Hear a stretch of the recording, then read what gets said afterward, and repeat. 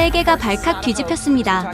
남중국해의 긴장 한복판, 중국의 위협이 계속되는 가운데 필리핀 해군이 선보인 것은 미국의 이지스 구축함도 프랑스의 프리깃도 아니었습니다.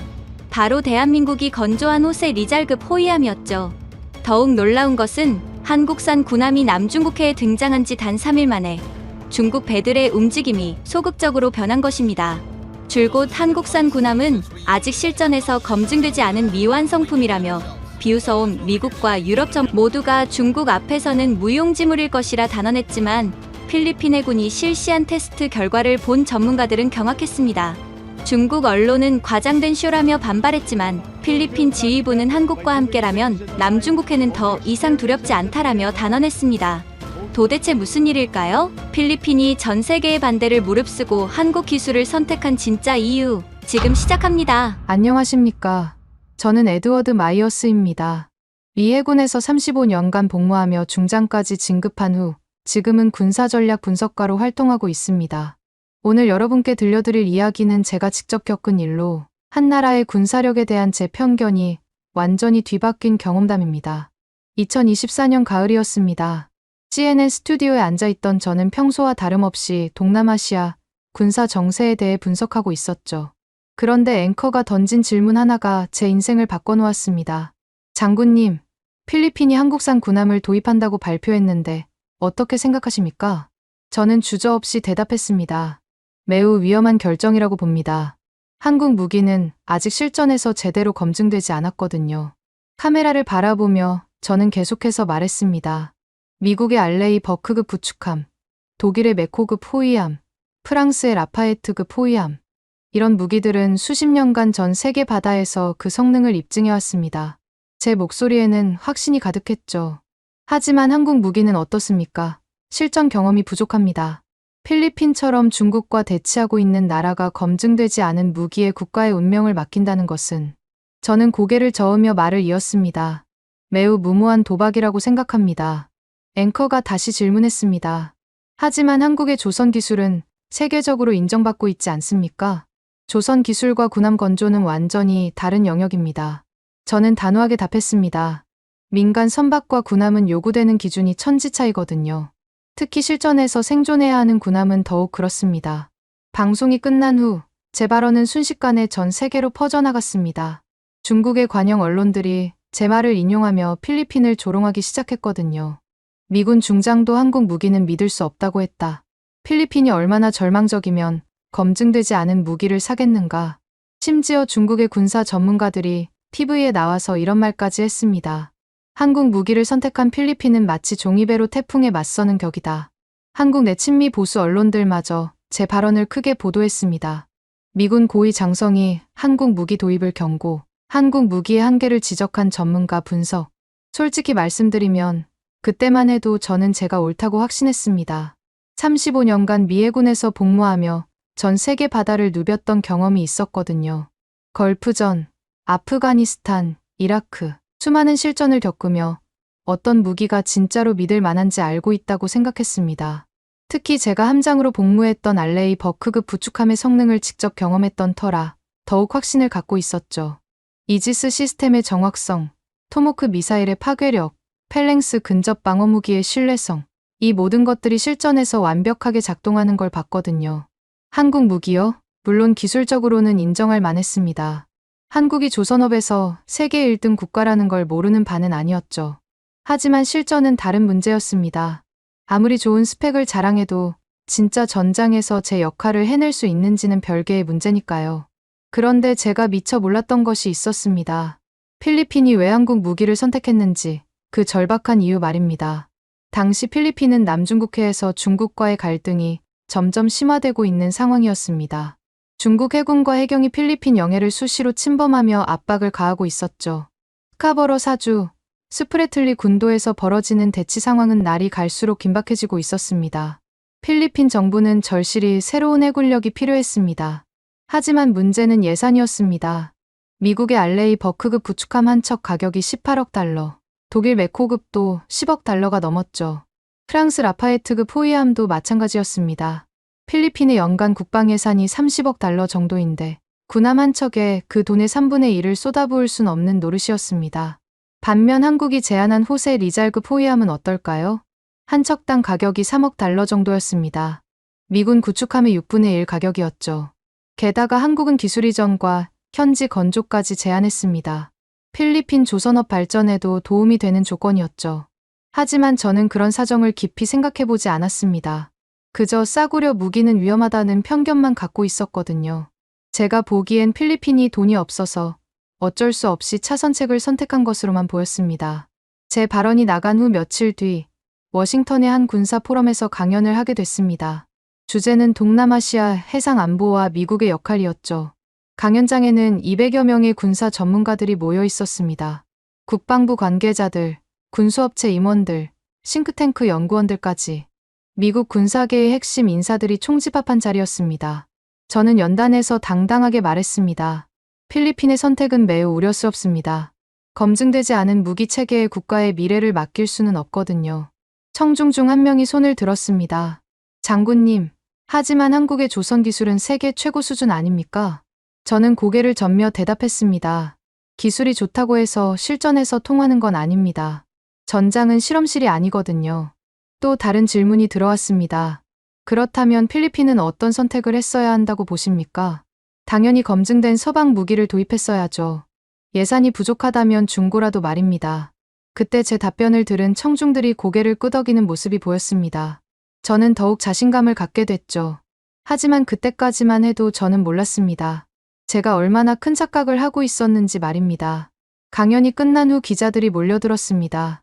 장군님, 한국 무기에 대해 어떻게 생각하십니까? 필리핀의 선택을 어떻게 평가하시나요? 저는 마이크 앞에서 분명하게 말했습니다. 한국은 분명 훌륭한 기술력을 가진 나라입니다. 하지만 군사 무기는 다른 문제죠. 실전 경험이 부족한 무기로는 중국을 상대할 수 없습니다. 그날 밤 호텔에서 뉴스를 보니 제 발언이 또다시 화제가 되고 있었습니다. 중국 CCTV에서는 제 인터뷰를 내보내며 이렇게 논평했습니다. 미군의 고위 장성조차 한국 무기의 한계를 인정했다. 필리핀이 얼마나 무모한 선택을 했는지 보여주는 대목이다. 저는 그 방송을 보며 씁쓸하게 웃었습니다. 중국이 제 말을 이용해 필리핀을 압박하는 것이 탐탁지 않았지만 제가 한 말 자체는 틀리지 않다고 생각했거든요. 하지만 운명이란 참 묘한 것입니다. 바로 그 순간 지구 반대편 필리핀에서는 저를 완전히 바꿔놓을 준비가 시작되고 있었습니다. 제 발언이 전 세계로 퍼져나간 지 일주일 후 필리핀 마닐라에서 중요한 발표가 있었습니다. 필리핀 해군이 공식적으로 한국산 호세 리잘급 호위함 도입 계약을 체결한다고 선언한 것입니다. 필리핀 국방부 장관이 기자회견에서 말했습니다. 우리는 신중한 검토 끝에 한국의 호세 리잘급 호위함을 선택했습니다. 이 함정은 우리의 해상 방위력을 크게 향상시킬 것입니다. 하지만 필리핀 내부에서도 반대 목소리가 만만치 않았습니다. 특히 친미 성향의 정치인들과 군 관계자들이 강하게 반발했죠. 에스테반 로하스 국방부 차관이 내부 회의에서 이런 말을 했다고 합니다. 미군 중장도 우려를 표명한 무기를 왜 도입하려는 건가? 이건 너무 실험적이다. 로하스 차관은 오랫동안 미국에서 유학하며 친미 인사로 유명했습니다. 그는 계속해서 반대 의견을 피력했죠. 검증된 미국이나 유럽 무기를 중고로라도 사는 게 낫지 않겠나? 하지만 필리핀 정부의 결정은 이미 내려진 상태였습니다. 예산 문제가 가장 큰 이유였지만 한국이 제시한 기술 이전 조건도 매력적이었거든요. 그 소식을 들은 저는 솔직히 걱정이 됐습니다. 필리핀이 과연 올바른 선택을 한 걸까? 중국과의 대치 상황에서 검증되지 않은 무기로 버틸 수 있을까?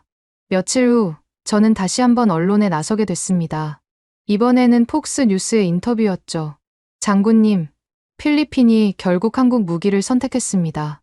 어떻게 보십니까? 저는 깊은 한숨을 쉬며 대답했습니다. 안타깝지만 예상했던 일입니다. 예산 제약 때문에 어쩔 수 없는 선택을 한 것으로 보입니다. 한국 무기의 성능에 대해서는 어떻게 평가하십니까? 스펙상으로는 나쁘지 않습니다. 하지만 문제는 실전이죠. 저는 카메라를 똑바로 바라보며 말했습니다. 중국 해군을 상대로 한 번도 싸워본 적이 없는 무기 체계로 어떻게 남중국해를 지킬 수 있겠습니까?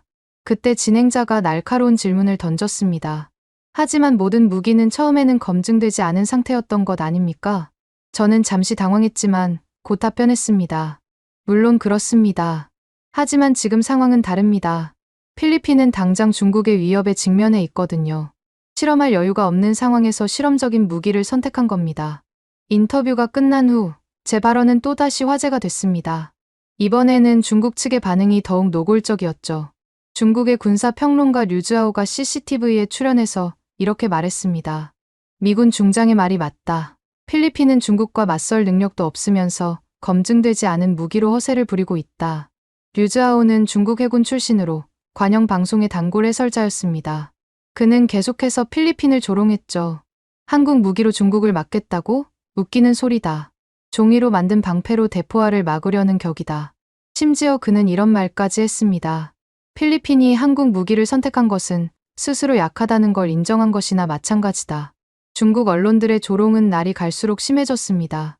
필리핀의 절망적인 선택, 검증되지 않은 무기에 의존하는 나라의 말로 한국 무기로 중국 해군을 상대한다는 망상.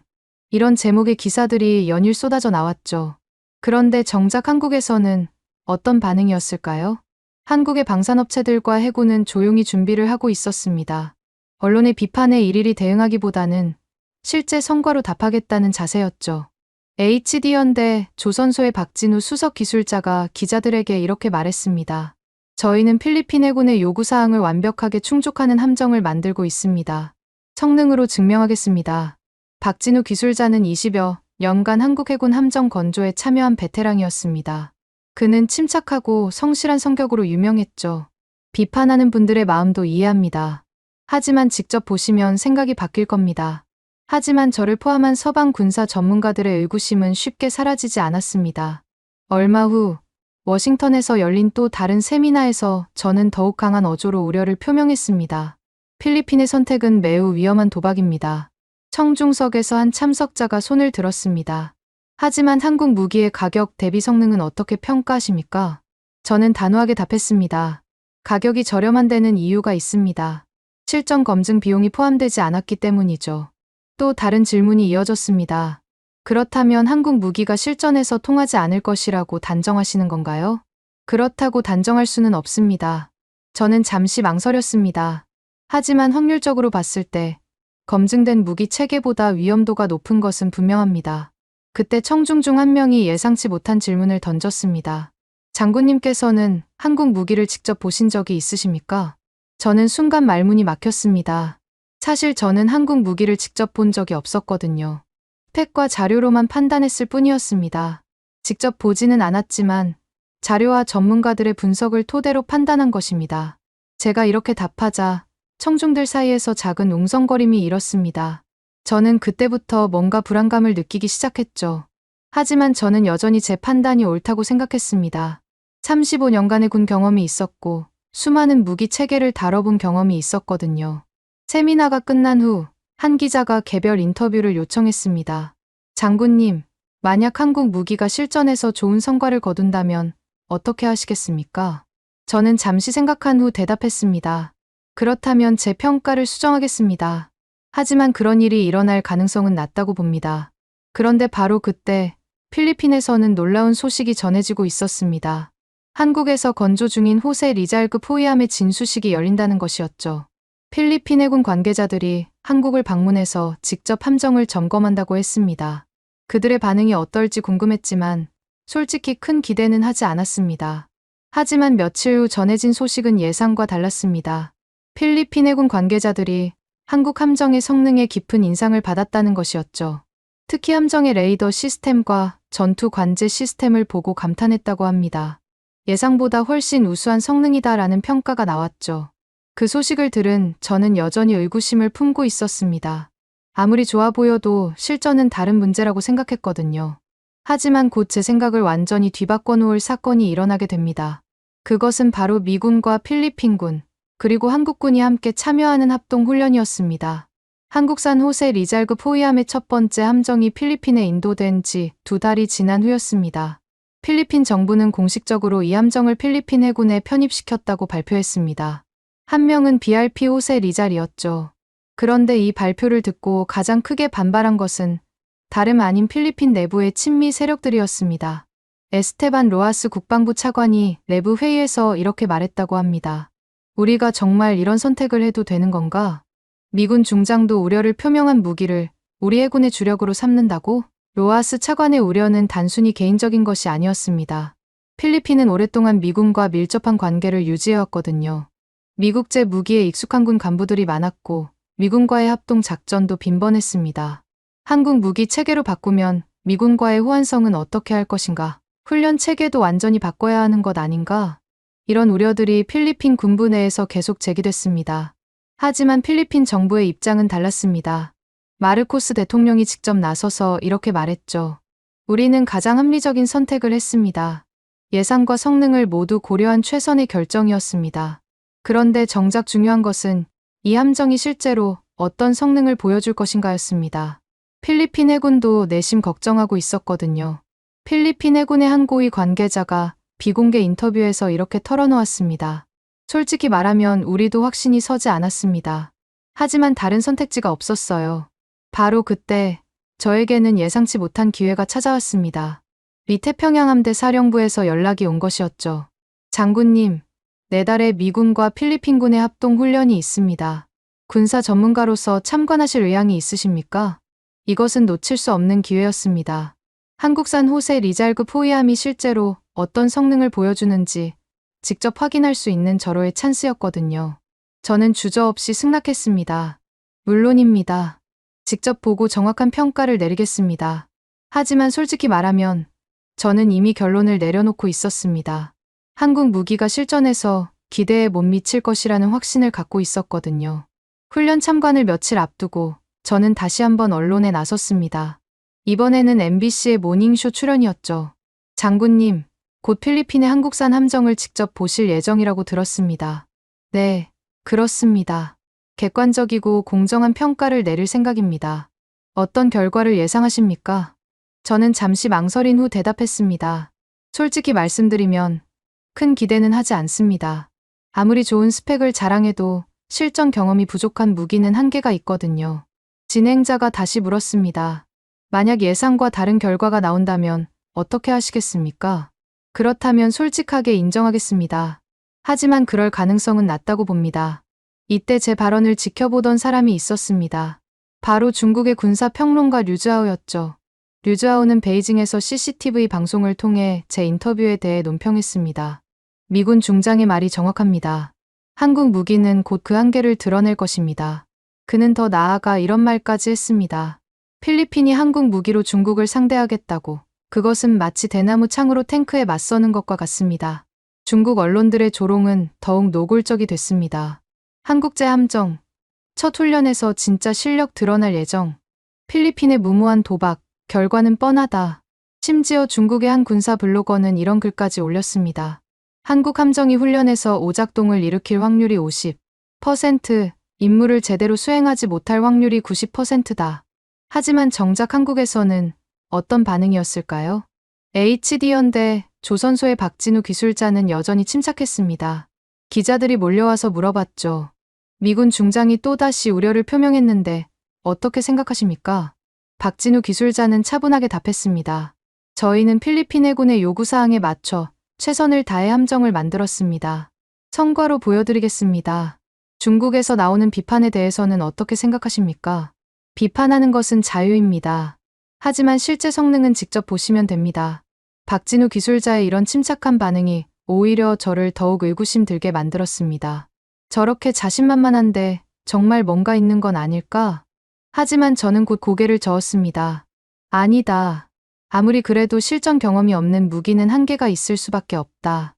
훈련 날짜가 다가올수록 저는 더욱 확신을 갖게 됐습니다. 이번 훈련에서 한국 무기의 한계가 명확히 드러날 것이라고 말입니다. 그런데 훈련을 이틀 앞두고 예상치 못한 소식이 전해졌습니다. 이번 훈련에 한국군도 참여한다는 것이었죠. 한국 해군의 차세대 호위함과 공군의 FA-50 전투기까지 참여한다고 했습니다. 이 소식을 들은 저는 오히려 기뻤습니다. 한국 무기들을 한꺼번에 평가할 수 있는 기회가 생긴 거니까요. 이번에는 확실히 알 수 있겠군. 저는 혼자 중얼거렸습니다. 하지만 그때만 해도 저는 몰랐습니다. 이 훈련이 제 인생을 완전히 바꿔놓을 거라는 것을 말입니다. 훈련 전날, 저는 필리핀으로 향하는 비행기에 몸을 맡겼습니다. 창밖으로 보이는 태평양을 바라보며 생각했죠. 이번 훈련 후에는 한국 무기에 대한 논란이 완전히 정리될 것이다. 저는 그렇게 확신했습니다. 하지만 제가 상상했던 결과와는 정반대의 일이 일어나게 됩니다. 그것도 저 자신이 직접 목격하는 상황에서 말입니다. 마닐라 공항에 도착한 저는 필리핀 해군 기지로 향했습니다. 내일이면 모든 것이 명확해질 것이라고 생각하면서 말입니다. 그런데 그때만 해도 저는 몰랐습니다. 내일 벌어질 일이 제가 지금까지 가졌던 모든 편견을 산산조각 낼 거라는 것을 말입니다. 중국의 류즈아오 평론가도 마찬가지였습니다. 그는 베이징에서 이렇게 말하고 있었거든요. 내일이면 한국 무기의 허상이 모두 드러날 것이다. 하지만 우리 모두 틀렸습니다. 완전히, 그리고 철저하게 말입니다.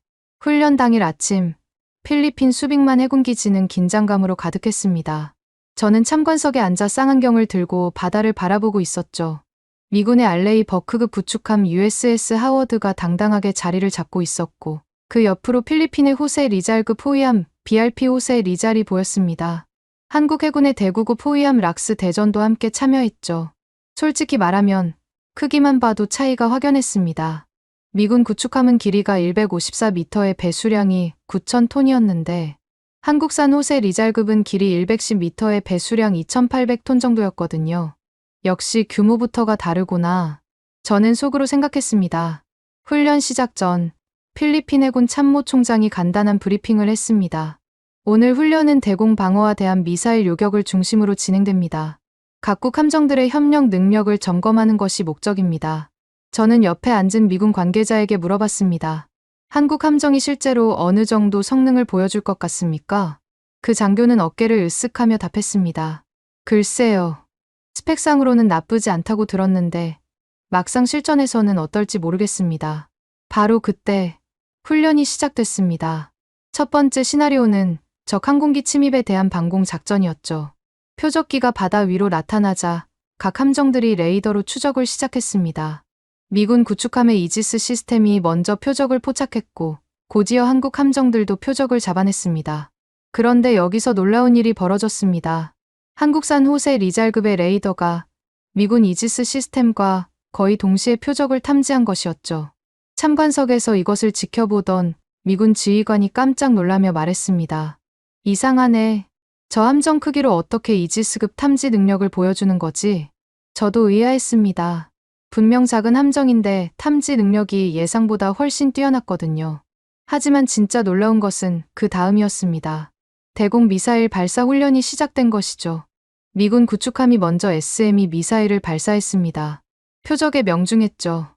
예상 범위 내였습니다. 그 다음이 한국 함정들 차례였습니다. 필리핀의 호세 리잘급이 천마 미사일을 발사했습니다. 첫 번째 미사일, 명중. 두 번째 미사일, 명중. 세 번째 미사일, 또 명중. 저는 눈을 의심했습니다. 연속으로 세 발이 모두 명중한 것이었죠. 그런데 더 놀라운 일이 벌어졌습니다. 한국 해군의 대전함이 해성 대한미사일을 발사하기 시작한 것입니다. 첫 번째 해성 미사일, 표적함에 정확히 명중. 두 번째 미사일, 또 명중. 총 5발의 미사일이 모두 100% 명중률을 기록한 것이었습니다. 참관석이 술렁거리기 시작했습니다. 미군 장교들도 서로 놀란 눈빛을 교환하고 있었죠. 이거 뭔가 이상하지 않나? 한 미군 장교가 속삭였습니다. 보통 훈련에서도 명중률이 80% 정도인데 저는 쌍안경을 들고 한국 함정들을 자세히 들여다봤습니다. 뭔가 특별한 것이 있는 건 아닐까? 바로 그때 제 옆에 앉아있던 필리핀 해군 장교가 말했습니다. 장군님, 놀라셨죠? 저희도 처음 이 성능을 봤을 때 깜짝 놀랐습니다. 정말 예상치 못한 결과네요. 저는 솔직하게 인정할 수밖에 없었습니다. 그런데 훈련은 여기서 끝나지 않았습니다. 이번에는 공중전 시나리오가 시작됐거든요. 한국 공군의 FA-50 전투기 2대가 나타났습니다. 상대방은 미군의 F-16 팔콘 2대였죠. 모의 공중전이 시작됐습니다. 저는 무전을 통해 상황을 지켜봤는데 정말 놀라운 일이 벌어졌습니다. 한국의 FA-50이 미군 F-16을 상대로 대등하게 맞서고 있는 것이었죠. 아니, 어떤 상황에서는 오히려 우위를 점하고 있었습니다. FA-50 1호기, F-16 격추 완료.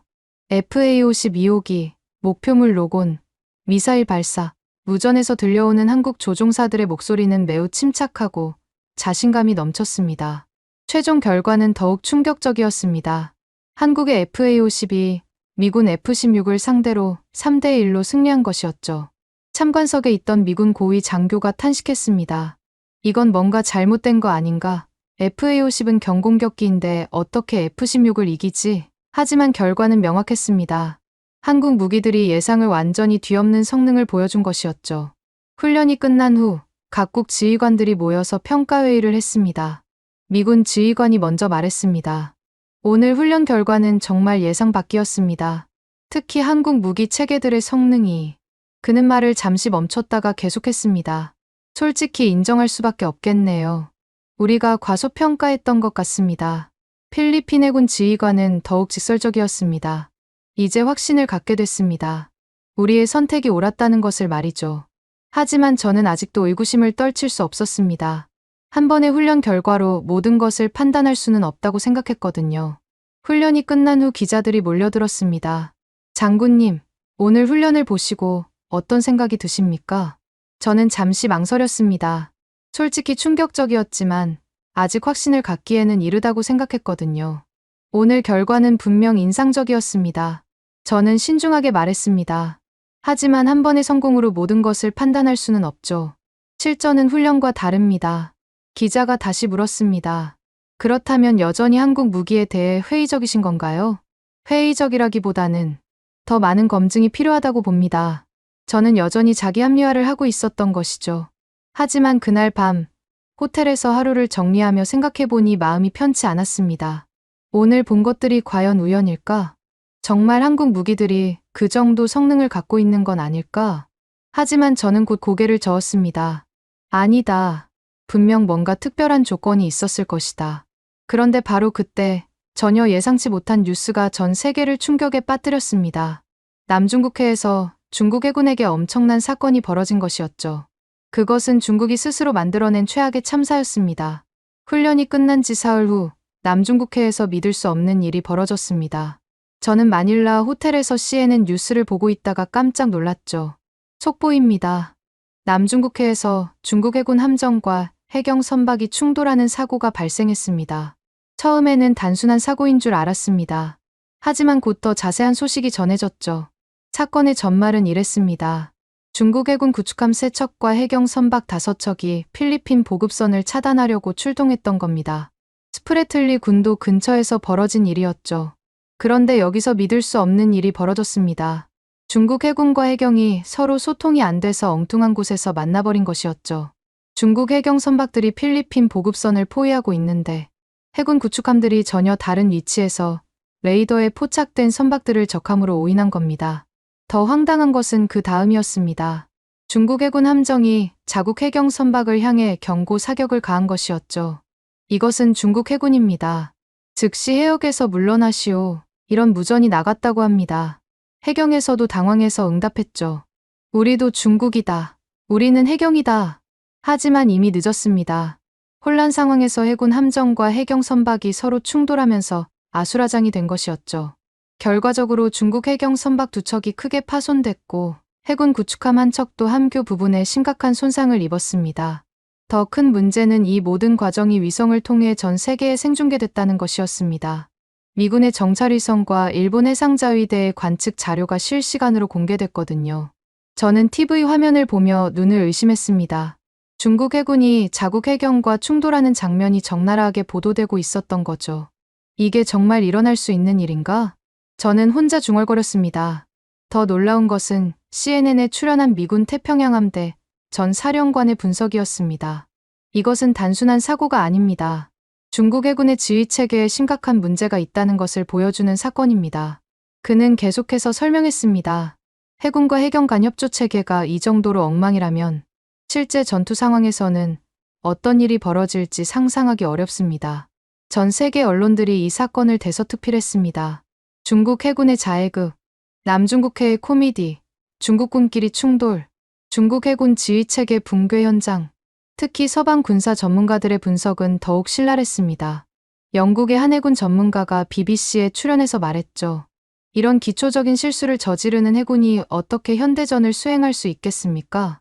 그런데 정말 아이러니한 것은 바로 그 시각 필리핀 해군의 상황이었습니다. 중국군의 혼란을 틈타 필리핀 보급선이 무사히 임무를 완수한 것이었죠. 필리핀 해군의 호세 리잘급 호위함이 보급선을 호위하며 안전하게 스프레틀리 군도의 필리핀 기지까지 도착했습니다. 한국제 함정이 첫 번째 실전 임무를 완벽하게 수행한 것이었죠. 이 소식을 들은 저는 복잡한 심정이었습니다. 한편으로는 중국 해군의 무능함에 놀랐고, 다른 한편으로는 한국 함정이 실제 작전에서 성과를 거둔 것이 인상적이었거든요. 그런데 중국의 반응은 더욱 가관이었습니다. 중국 국방부 대변인이 기자회견에서 이렇게 말했거든요. 이번 사고는 복잡한 해상 환경에서 발생한 불가피한 일이다. 우리 군의 전투력에는 전혀 문제가 없다. 하지만 이미 전 세계가 다 봤는데 무슨 소용이 있었겠습니까? 중국의 군사평론가 류즈하오도 궁지에 몰렸습니다.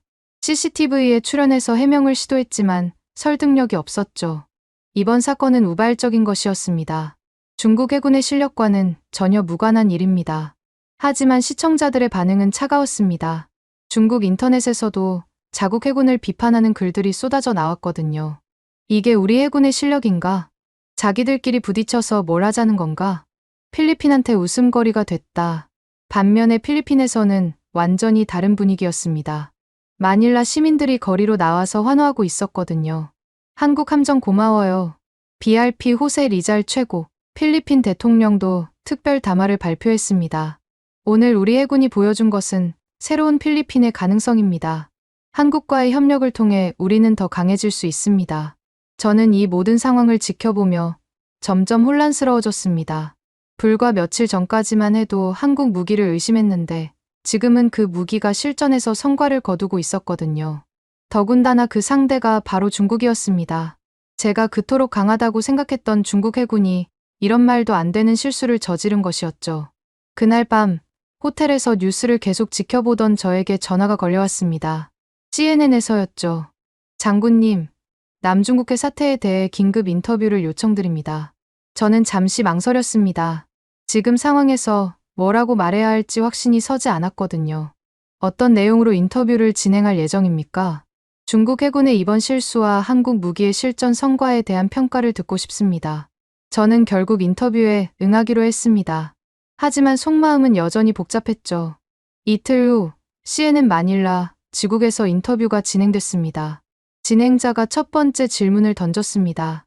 장군님, 중국 해군의 이번 사태를 어떻게 보십니까? 솔직히 충격적이었습니다. 저는 솔직하게 답했습니다. 해군과 해경 간 기본적인 협조도 안 되는 상황에서 어떻게 현대전을 수행할 수 있겠습니까? 반면에 필리핀의 한국제 함정은 완벽하게 임무를 수행했습니다. 이전 평가와 달라진 점이 있으십니까? 이 질문에 저는 한동안 말을 못했습니다. 정말 어려운 순간이었거든요. 훈련에서의 성과와 이번 실전 결과를 보면 저는 천천히 말했습니다. 분명히 인정할 부분이 있는 것 같습니다. 그렇다면 이전에 한국 무기가 검증되지 않았다고 하신 평가를 수정하시겠습니까? 저는 깊은 한숨을 쉬었습니다. 아직 성급한 판단을 내리기는 어렵다고 봅니다. 하지만 분명히 예상보다 우수한 성능을 보여주고 있는 것은 사실입니다. 하지만 저는 아직도 완전히 확신하지 못하고 있었습니다. 내심으로는 여전히 의구심이 남아 있었거든요. 그런데 바로 그때 저를 완전히 바꿔놓을 또 다른 사건이 준비되고 있었습니다. 중국이 이번에는 공중에서 망신을 당하게 될 일이 말입니다. 중국 해군의 자멸적인 충돌 사건이 전 세계 화제가 된 지 일주일 후 또 다른 충격적인 일이 벌어졌습니다. 이번에는 공중에서였죠. 저는 여전히 마닐라에 머물며 상황을 지켜보고 있었는데 갑자기 필리핀 공군 기지에서 긴급 상황이 발생했다는 소식이 들려왔습니다. 중국 공군의 제-21 전투기 4대가 필리핀 영공을 침범했다는 것이었죠. 이것은 명백한 도발 행위였습니다. 필리핀 공군이 즉시 대응했습니다. 한국제 FA-50 전투기 2대가 긴급 발진했죠. 저는 필리핀 공군 관제소에서 이 모든 상황을 실시간으로 지켜볼 수 있었습니다. 솔직히 걱정이 됐거든요. FA-50은 경공격기인데 중국의 최신 전투기 J-11을 상대할 수 있을까? 관제사들의 무전이 긴박하게 오고 갔습니다. FA-50 편대, 중국기 접촉, 현재 거리 30km, FA-50 1호기, 레이더 포착 완료. 그런데 놀라운 일이 벌어졌습니다. FA-50이 J-11보다 먼저 상대방을 탐지한 것이었죠. 이상하네. 제 옆에 있던 필리핀 공군 장교가 중얼거렸습니다. FA-50의 레이더가 J-11보다 성능이 좋다는 건가? 곧이어 더욱 놀라운 상황이 전개됐습니다. 공중전이 시작된 것이었죠. 첫 번째 교전에서 FA-50 1호기가 중국의 J-11을 로곤했습니다. 목표물 로곤, 미사일 발사 준비, 중국 조종사가 당황한 목소리로 무전을 보냈습니다. 회피 기동, 회피 기동. 하지만 이미 늦었습니다. FA-50의 공대공 미사일이 정확히 명중한 것이었죠. 물론 실제 격추는 아니고 모의 격추였지만 결과는 명확했습니다. 한국제 FA-50이 중국의 최신 전투기를 격추한 것이었죠.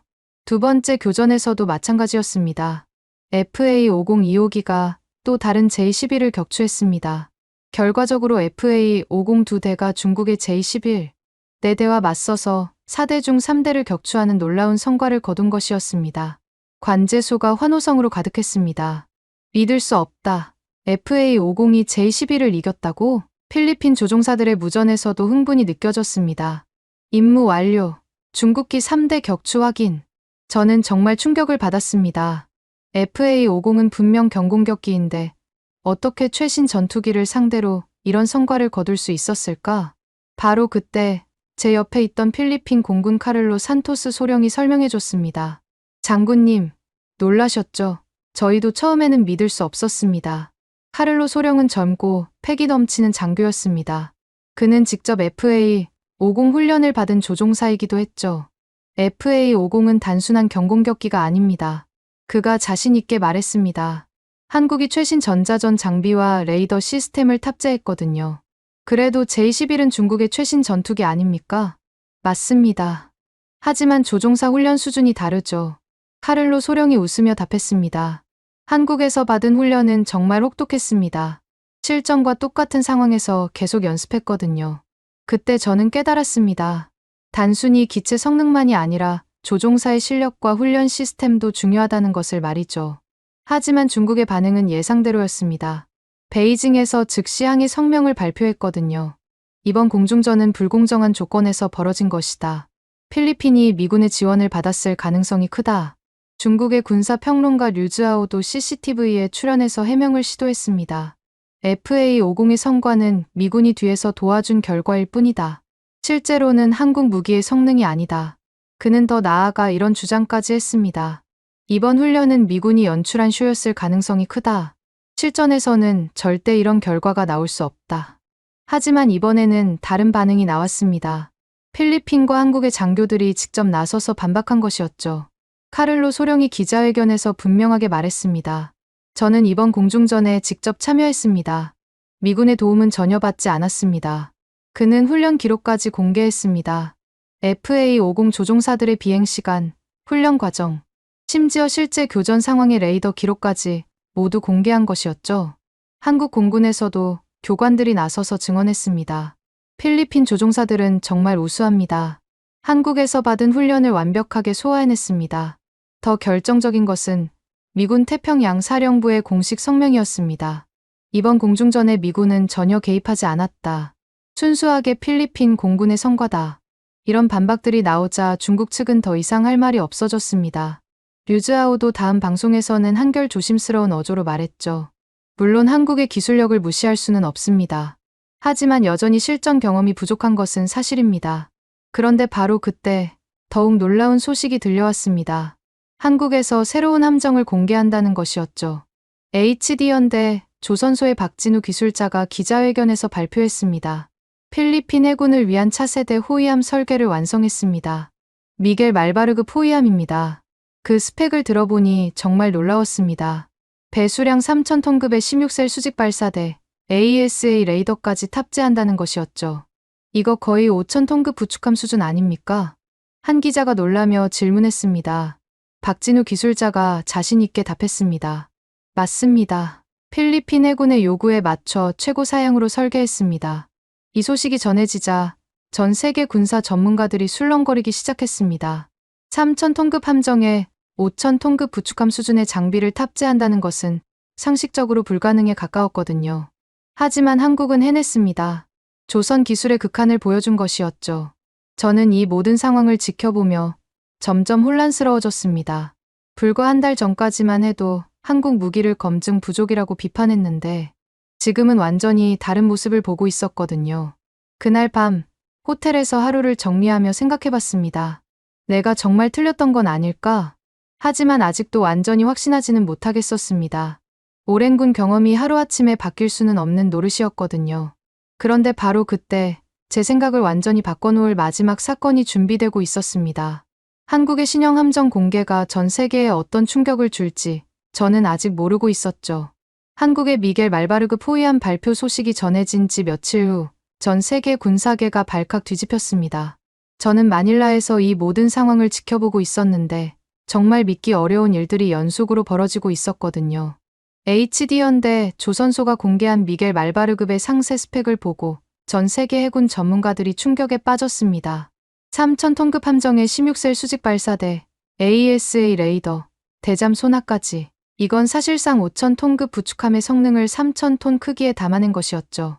영국 해군 전문가가 BBC에 출연해서 말했습니다. 이것은 조선공학의 혁명입니다. 상식적으로 불가능하다고 여겨졌던 일을 한국이 해낸 것입니다. 프랑스의 해군 분석가도 놀라움을 감추지 못했습니다. 우리가 5000톤에 겨우 담을 수 있었던 시스템을 3000톤에 다 넣었다고? 어떻게 가능한 일입니까? 하지만 가장 충격을 받은 것은 미국이었습니다. 펜타곤의 한 고위 관계자가 비공개 브리핑에서 이렇게 말했다고 합니다. 한국이 우리보다 한 단계 앞서간 것 같다. 이건 단순한 기술 발전이 아니라 패러다임의 변화다. 저는 이 소식들을 들으며 점점 더 혼란스러워졌습니다. 불과 2달 전까지만 해도 한국 무기를 검증 부족이라고 단정했는데 지금은 완전히 다른 그림이 그려지고 있었거든요. 그런데 더 놀라운 것은 필리핀의 반응이었습니다. 마르코스 대통령이 직접 나서서 발표했거든요. 우리는 미겔 말바르그 포위함 6척을 추가로 주문하기로 결정했습니다. 이것은 필리핀 해군 역사상 최대 규모의 함정 도입 계약이었습니다. 총 18억 달러 규모의 대형 프로젝트였죠. 필리핀 해군 참모총장이 기자회견에서 말했습니다. 호세 리잘급의 성공적인 운용 경험을 바탕으로 우리는 한국 함정에 대한 확신을 갖게 되었습니다. 하지만 여전히 반대하는 목소리도 있었습니다. 에스테반 로하스 국방부 차관이 내부 회의에서 이의를 제기했다고 합니다. 아직 검증이 완료되지 않은 무기 체계에 이렇게 큰 투자를 하는 게 맞습니까? 로하스 차관은 여전히 미국제 무기를 선호하고 있었거든요. 차라리 미국의 중고 구축함을 도입하는 게 안전하지 않겠습니까? 하지만 이번에는 필리핀 해군 내부에서도 다른 목소리가 나왔습니다. 젊은 장교들을 중심으로 한국 무기를 지지하는 분위기가 확산되고 있었던 거죠. 카를로 산토스 소령이 동료 장교들 앞에서 이렇게 말했다고 합니다. 장군님들, 직접 보셔야 합니다. 한국 무기의 성능은 우리 예상을 훨씬 뛰어넘습니다. 그는 더 나아가 이런 말까지 했죠. 솔직히 말하면 일부 분야에서는 미군보다도 앞서간다고 봅니다. 이런 발언이 알려지자 필리핀 군부 내에서 세대 갈등이 표면화되기 시작했습니다. 기존 친미 성향의 고위 장교들과 한국 무기를 지지하는 젊은 장교들 사이의 대립이었죠. 바로 그때 저에게 예상치 못한 제안이 들어왔습니다. 한국 정부에서 직접 초청장을 보내온 것이었거든요. 한국 국방부의 공식 서한이었습니다. 에드워드 마이어스 장군님께서 한국 무기에 대해 지속적인 관심을 보여주신 점에 감사드립니다. 미겔 말바르그 포위함의 진수식에 초대하고자 합니다. 저는 잠시 망설였습니다. 지금까지 한국 무기를 비판해왔는데 갑자기 그들의 초청을 받아들여도 되는 걸까? 하지만 호기심이 앞섰습니다. 직접 보고 정확한 판단을 내리고 싶었거든요. 일주일 후 저는 부산의 HD연대 조선소에 도착했습니다. 거대한 조선소 곳곳에서 함정들이 건조되고 있는 모습이 정말 인상적이었죠. 박진우 수석 기술자가 직접 나와서 저를 맞이해줬습니다. 장군님, 한국에 오신 것을 환영합니다. 그는 정중하면서도 자신감이 넘쳤습니다. 오늘 미겔 말바르급의 실제 모습을 보시면 놀라실 겁니다. 진수식장으로 가는 길에 박진우 기술자가 설명해줬습니다. 이 함정은 필리핀 해군의 특수한 요구사항에 맞춰 설계됐습니다. 작지만 강력하고 경제적이면서도 효율적이죠. 3000톤급의 16셀 수직 발사대라는 게 정말 가능한 겁니까? 저는 의구심을 감추지 않고 물어봤습니다. 직접 보시면 믿으실 겁니다. 박진우 기술자가 자신 있게 답했습니다. 드디어 미겔 말바르그 포위함이 모습을 드러냈습니다. 첫 인상은 정말 충격적이었습니다. 크기는 분명 3000톤급인데 함상 구조물의 배치가 완전히 달랐거든요. 모든 공간이 최적화되어 있었고 최신 스텔스 기술이 적용된 것도 보였습니다. 저 함교 구조는 어떻게 설계한 겁니까? 저는 놀라서 물어봤습니다. 한국 고유의 통합 설계 기술입니다. 박진우 기술자가 자랑스럽게 답했습니다. 모든 시스템을 하나로 통합해서 공간 효율성을 극대화했습니다. 함정 내부를 둘러보는 것은 더욱 놀라웠습니다. AESA 레이더, 최신 전투 관제 시스템, 16셀 수직 발사대, 정말로 5,000톤급 구축함 수준의 장비들이 빼곡히 들어차 있었거든요. 이게 어떻게 가능한 겁니까? 저는 거의 탄성을 지를 뻔했습니다. 한국의 조선 기술과 전자 기술이 만나면 이런 일이 가능합니다. 박진우 기술자가 웃으며 답했습니다. 그 순간 저는 깨달았습니다. 제가 지금까지 얼마나 편견에 사로잡혀 있었는지를 말이죠. 진수식이 진행되는 동안 저는 계속 생각에 잠겨 있었습니다. 내가 정말 틀렸구나. 완전히 틀렸어. 한국 국방부 장관이 축사에서 말했습니다. 오늘 진수되는 미겔 말바르급은 한국과 필리핀의 우정을 상징하는 함정입니다. 동시에 한국 조선업의 새로운 가능성을 보여주는 이정표이기도 합니다. 그때 제 마음속에서 뭔가가 완전히 바뀌었습니다. 더 이상 한국 무기를 의심할 수 없었거든요. 진수식이 끝난 후 기자들이 저에게 몰려들었습니다. 장군님, 미겔 말바르급을 직접 보신 소감은 어떠십니까? 저는 잠시 말을 못했습니다. 지금까지의 제 발언들이 모두 틀렸다는 것을 인정해야 하는 순간이었거든요. 정말 놀랍습니다. 저는 천천히 입을 열었습니다. 제가 예상했던 것을 완전히 뛰어넘는 수준입니다.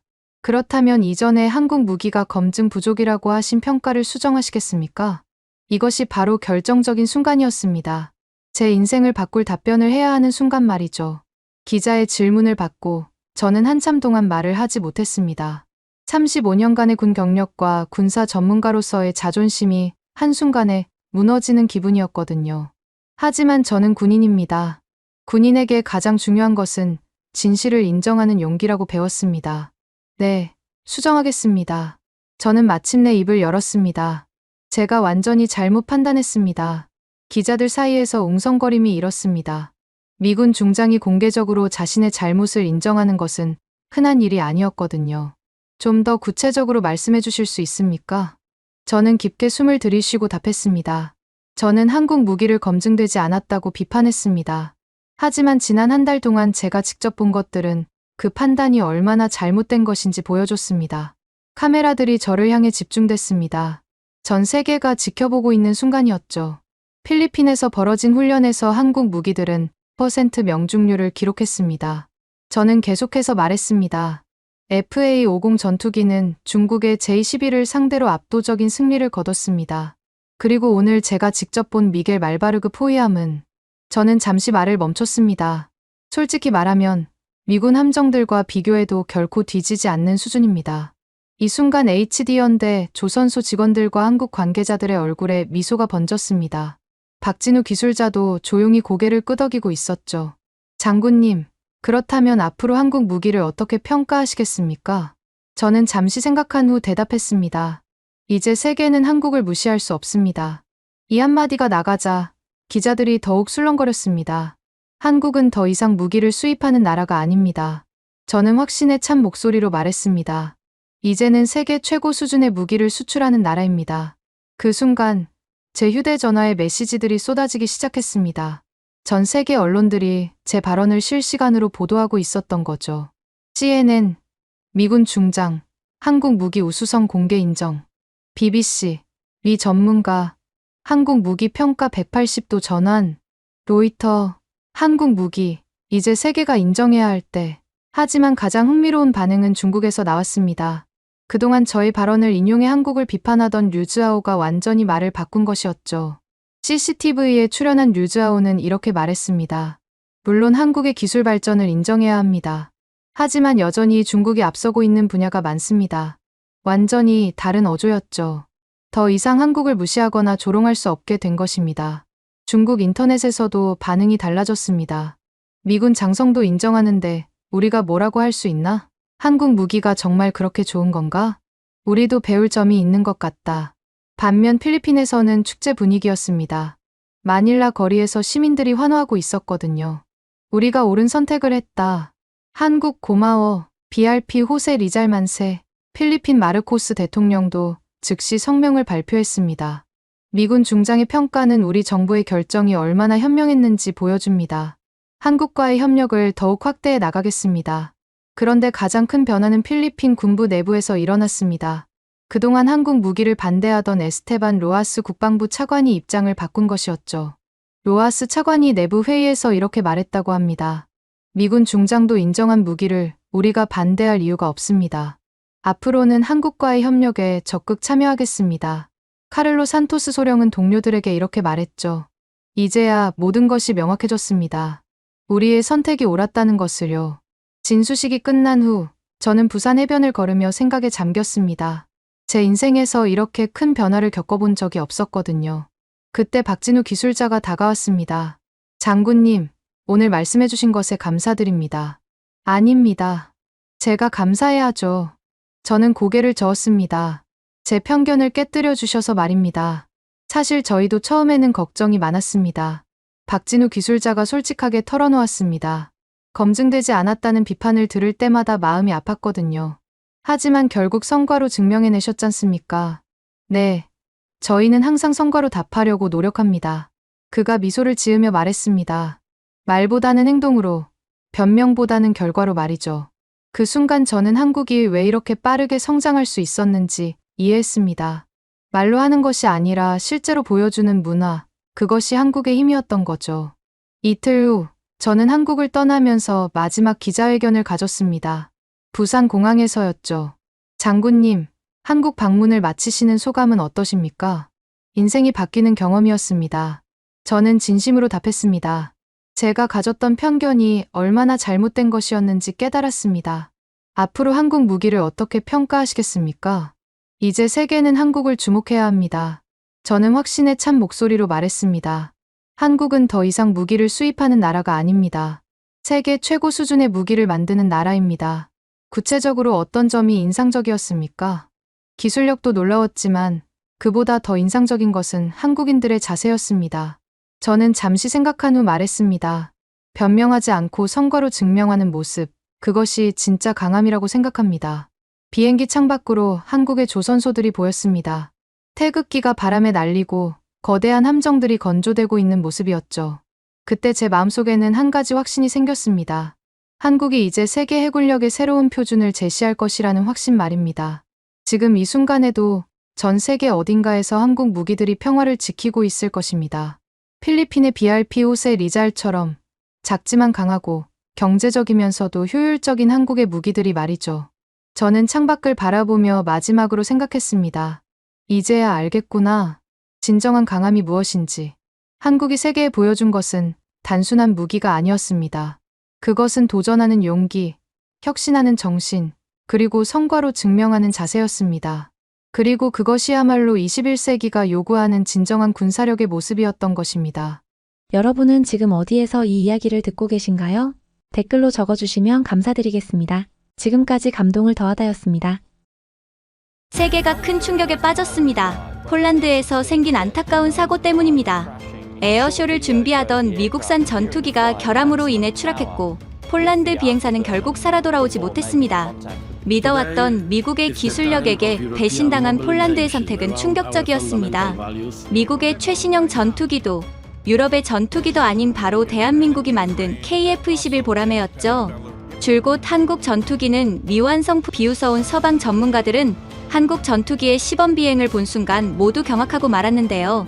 도대체 무슨 일이 일어난 걸까요? 폴란드가 미국을 버리고 한국을 선택할 수밖에 없었던 진짜 이유, 지금 시작합니다. 제 이름은 마르친 노바크입니다. 폴란드 공군에서 25년간 F-16을 조종한 파일럿으로 살다가 지금은 국방부에서 항공기획 자문관으로 일하고 있습니다. 그날 아침 국방부 회의실은 유난히 무거운 공기로 가득했습니다. 긴급회의라는 명목으로 모인 자리였지만 사실 모두가 알고 있었죠. 이번 회의의 진짜 목적을 말입니다. 회의실에 들어서자마자 느꼈습니다. 오늘은 평범한 날이 아니라는 것을 말입니다. 육군 장성들의 표정에는 자신감이 가득했고 공군 측 인사들은 어딘지 경계하는 기색이 역력했습니다. 여러분, 오늘 논의할 안건은 차세대 전투기 도입에 관한 것입니다. 국방차관 파베우 베이다가 입을 열었습니다. 저는 속으로 한숨을 쉬었습니다. 또 시작이구나 싶었거든요. 최근 몇 달 동안 이런 분위기의 회의가 벌써 세 번째였습니다. 매번 같은 주제로 같은 갈등이 반복되고 있었죠. 조종사로 살았던 25년 동안 저는 수없이 많은 위기 상황을 겪어봤습니다.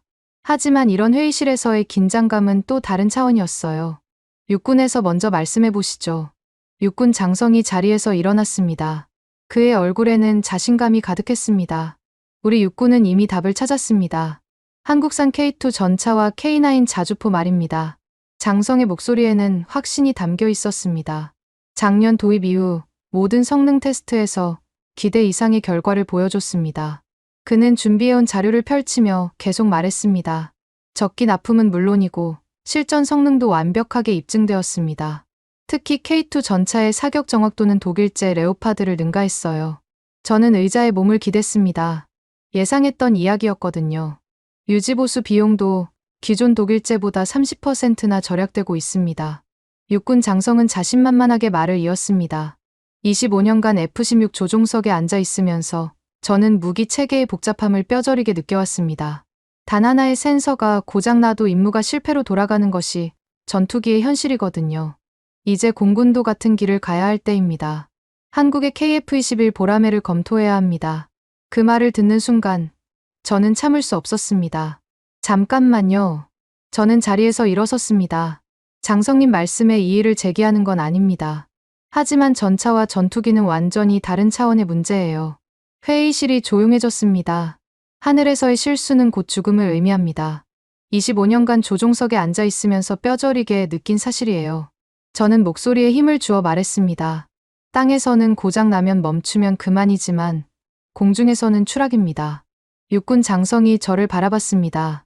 노바크 자문관, 그건 편견 아닙니까? 한국 무기에 대한 선입견 말입니다. 편견이 아닙니다. 저는 단호하게 말했습니다. 현실적인 우려입니다. 전투기는 수만 개의 부품이 완벽하게 조화를 이뤄야 하는 정밀한 기계예요. 저는 잠시 숨을 고르고 계속 말했습니다. 제가 25년간 F-16을 조종하면서 배운 것이 있다면 검증되지 않은 시스템은 언제든 배신할 수 있다는 것입니다. 나토 타이거 데모팀에서 활동했던 경험이 떠올랐습니다. 그때도 새로운 시스템을 도입할 때마다 수십 번의 테스트를 거쳤거든요. 미국과 나토에서 수십 년간 검증된 무기 체계를 두고 왜 굳이 검증되지 않은 무기로 모험을 해야 합니까? 육군 장성이 반박했습니다. 검증되지 않았다고요? 한국은 이미 인도네시아에 KF-21 수출 계약을 체결했습니다. 그건 개발 파트너십이지 완성된 전투기 수출이 아니잖습니까? 저는 즉시 대답했습니다. 아직 양산도 시작하지 않은 전투기를 어떻게 신뢰할 수 있나요? 파베우 베이다가 중재에 나섰습니다. 두 분의 말씀 모두 일리가 있습니다. 하지만 우리가 간과하면 안 될 현실이 있어요. 그는 테이블 위에 자료를 펼쳤습니다. 한국은 더 이상 무기를 수입만 하는 나라가 아닙니다. 이제 세계 4위 무기 수출국이에요. 저는 고개를 저었습니다. 차관님, 수출 순위가 높다고 해서 모든 무기가 우수한 건 아니잖습니까? 특히 전투기는 더욱 신중해야 합니다. 조종사 시절 저는 엔진 고장으로 2번이나 비상 착륙을 한 경험이 있습니다. 그때마다 느꼈던 것은 검증된 시스템에 대한 절대적 신뢰의 중요성이었어요. 그럼 K2 전차는 어떻게 설명하시겠습니까? 육군 장성이 다시 반박했습니다. 우리 육군이 직접 6개월간 운용해본 결과 독일제 레오파드보다 성능이 뛰어났습니다. 장성은 구체적인 수치까지 제시했습니다. 주행 성능은 15%, 사격 정확도는 20% 향상되었어요. 저는 답답함을 느꼈습니다. 전차와 전투기는 차원이 다르다고 계속 말씀드리고 있잖습니까? 저는 목소리를 높였습니다. 땅에서 고장나면 견인차로 끌고 가면 되지만 하늘에서는 추락입니다. 조종사의 목숨이 걸린 문제라고요. 회의실의 분위기가 점점 무거워졌습니다. 노바크 자문관의 우려도 충분히 이해합니다. 파베우 베이다가 조심스럽게 말했습니다. 하지만 우리는 모든 가능성을 열어두고 객관적으로 검토해야 해요. 그것이 국가를 위한 길입니다. 저는 속으로 한숨을 쉬었습니다. 이미 결론은 정해진 것 같았거든요. 결국 육군의 성공 사례가 있으니 공군도 같은 길을 가자는 것 아닙니까? 육군 장성이 다시 입을 열었습니다. 맞습니다. 우리가 먼저 길을 검증해놨으니 공군도 안심하고 따라오시면 됩니다. 저는 그 말에 더욱 화가 났습니다. 따라간다는 표현부터 마음에 들지 않습니다. 공군은 육군과 독립적으로 판단해야 해요. 25년간 조종사로 살면서 배운 것 중 하나가 있다면 다른 사람의 판단에 맹목적으로 의존해서는 안 된다는 것입니다. 독립적 판단이라 육군 장성이 비웃듯 말했습니다. 그 독립적 판단으로 앞으로도 계속 미국 무기만 고집하실 건가요? 그 말에 저는 화가 치밀어 올랐습니다. 고집이 아닙니다. 신중함이고 책임감입니다. 저는 목소리를 높여 말했습니다. 수십 년간 검증된 신뢰를 함부로 버릴 수는 없어요. 조종사들의 생명이 걸린 문제라고요. 파베우 베이다가 손을 들어 제지했습니다. 자, 오늘은 이 정도로 하겠습니다. 감정적으로 흐르는 것 같네요. 그는 시계를 보며 말했습니다. 다음 주까지 각자 더 구체적인 자료를 준비해 주시기 바랍니다. 회의가 끝나고 사람들이 하나둘 자리를 떠났습니다. 저는 마지막까지 자리에 앉아 있었습니다. 복도에서 육군 장성을 만났습니다. 노바크 자문관, 한 말씀 드려도 될까요? 네, 말씀하세요. 저희도 처음엔 똑같이 의심했습니다. 한국 무기를 정말 신뢰할 수 있을까 하고 말입니다. 장성의 표정이 진지해졌습니다. 하지만 직접 써보니 편견이었더군요. 한국 무기로도 충분히, 아니 더 잘 우리 땅을 지킬 수 있습니다. 저는 대답하지 않고 그의 말을 들었습니다. 공군도 마음을 열어보세요. 기존 관념을 버리고 새로운 가능성을 보시길 바랍니다. 그 말을 끝으로 장성은 걸어갔습니다. 저는 혼자 서서 깊은 생각에 빠졌습니다. 정말 제가 편견을 가지고 있는 것일까요? 아니면 25년간 조종사로 살면서 쌓은 경험에 바탕한 합리적 우려일까요? 한 가지는 분명했습니다. 이 문제는 쉽게 끝나지 않을 것 같다는 생각 말입니다. 집으로 돌아가는 길에 저는 계속 곱씹었습니다. 육군과 공군의 근본적인 차이에 대해서 말입니다. 정말 우리가 서로 다른 길을 가는 게 맞는 걸까요? 하지만 하늘에서의 실수는 정말 죽음이라는 생각을 지울 수가 없었습니다. 25년간 조종석에서 느꼈던 그 절박함을 다른 사람들은 이해할 수 있을까요? 집에 도착하자마자 저는 거실 벽에 걸린 사진들을 바라봤습니다. 25년간의 조종사 생활이 고스란히 담겨 있는 사진들이었어요. 나토 타이거 데모팀 창립 멤버로 활동했을 때의 사진, F-16 앞에서 동료들과 찍은 기념사진들. 그 중에서도 가장 소중한 건 첫 단독 비행을 마치고 찍은 사진이었습니다. 그때의 떨림과 감격을 지금도 생생하게 기억하고 있어요. 오늘 회의는 어땠어요? 아내 아그니에스카가 부엌에서 나오며 물었습니다. 저는 소파에 주저앉으며 한숨을 쉬었습니다. 예상대로였어요. 육군이 또 한국 무기 얘기를 꺼냈죠. 아내는 제 옆에 앉으며 관심 있는 표정을 지었습니다. K2 전차 말씀하시는 거죠. 뉴스에서 성능이 좋다고 하던데요. 전차와 전투기는 다르다니까요. 저는 짜증스럽게 말했습니다. 전차가 고장나면 멈추면 그만이지만 전투기가 고장나면 추락해서 죽는다고요. 아내는 잠시 생각하더니 말했습니다. 하지만 당신도 처음엔 F-16이 불안하다고 했잖아요. 그 말에 저는 고개를 돌려 아내를 바라봤습니다. 무슨 소리예요? 기억 안 나세요? 1999년에 폴란드가 F-16을 도입한다고 했을 때 말이에요. 아내의 표정이 진지해졌습니다. 당신이 그랬어요. 미국제라고 해서 다 좋은 건 아니라고, 우리가 제대로 운용할 수 있을지 모르겠다고. 저는 그때 일이 떠올랐습니다. 정말로 그랬었죠. F-16 도입 초기에는 많은 우려가 있었으니까요. 특히 폴란드 공군이 소련제 전투기에서 갑자기 미국제로 바뀌는 상황이었거든요. 그때와는 상황이 달라요. 저는 변명하듯 말했습니다. F-16은 이미 전 세계적으로 검증된 전투기였어요. 하지만 KF-21도 한국에서 열심히 개발하고 있잖아요. 아내가 말을 끊었습니다. 뉴스에서 봤는데 인도네시아랑 같이 만들고 있다고 하더라고요. 저는 벽에 걸린 F-16 사진을 바라봤습니다. 그 사진 속에 저는 정말 자랑스러워 보였어요. 폴란드 최초의 F-16 조종사 중 한 명이 된다는 것이 얼마나 큰 영광인지 알고 있었거든요. 당신이 그런데 지금은 F-16에 평생을 바치지 않았어요? 아내의 말이 제 가슴에 꽂혔습니다. 정말 그랬어요. 처음에는 불안해했던 F-16이지만 25년간 저의 동반자가 되어주었죠. 그건 시간이 흐르면서 신뢰가 쌓인 거예요. 저는 어색하게 대답했습니다. 그럼 한국 전투기도 시간이 흐르면 신뢰가 쌓일 수도 있는 거 아니에요?